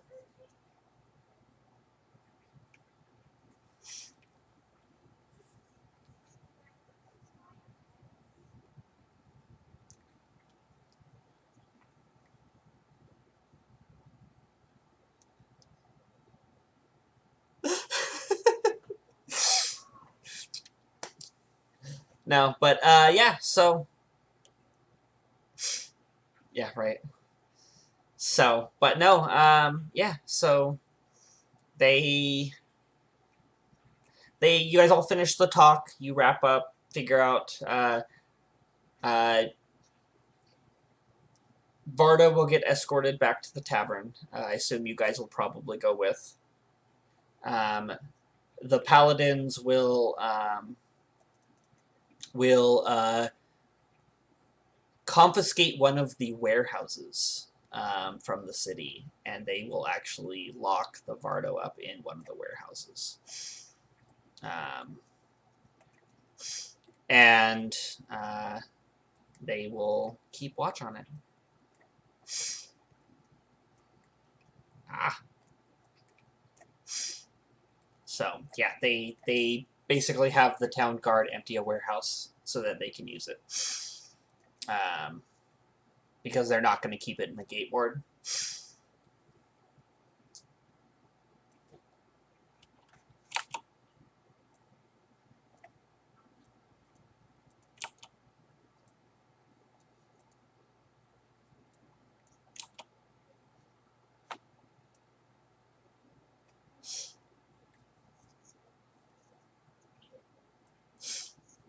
Mm-hmm.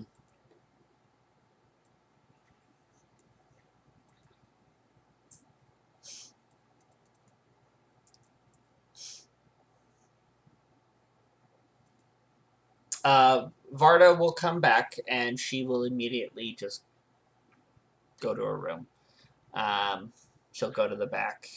She'll basically say, "Bar's closed for the night. I can't."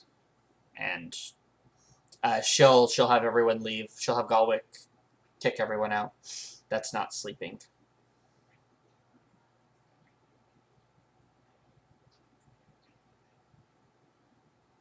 She'll nod.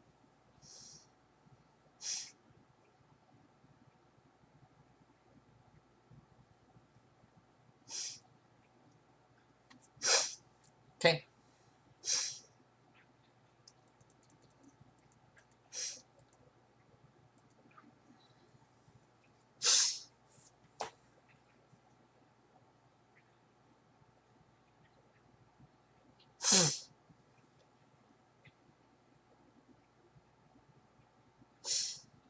Yeah.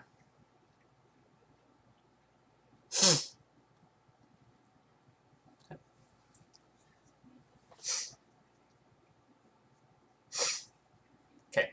Is there any other role play you guys want to do tonight? Or do we want to call it here?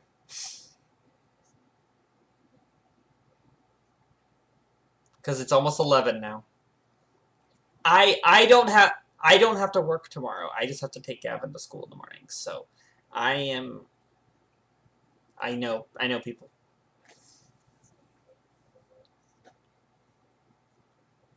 Okay. So let's call it here tonight. And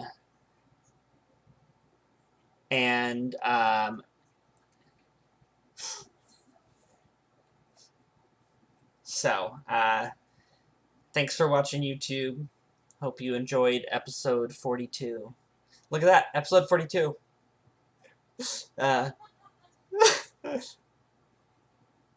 Yeah, the answer was revealed. So, but hope you enjoyed, and we'll see you next time.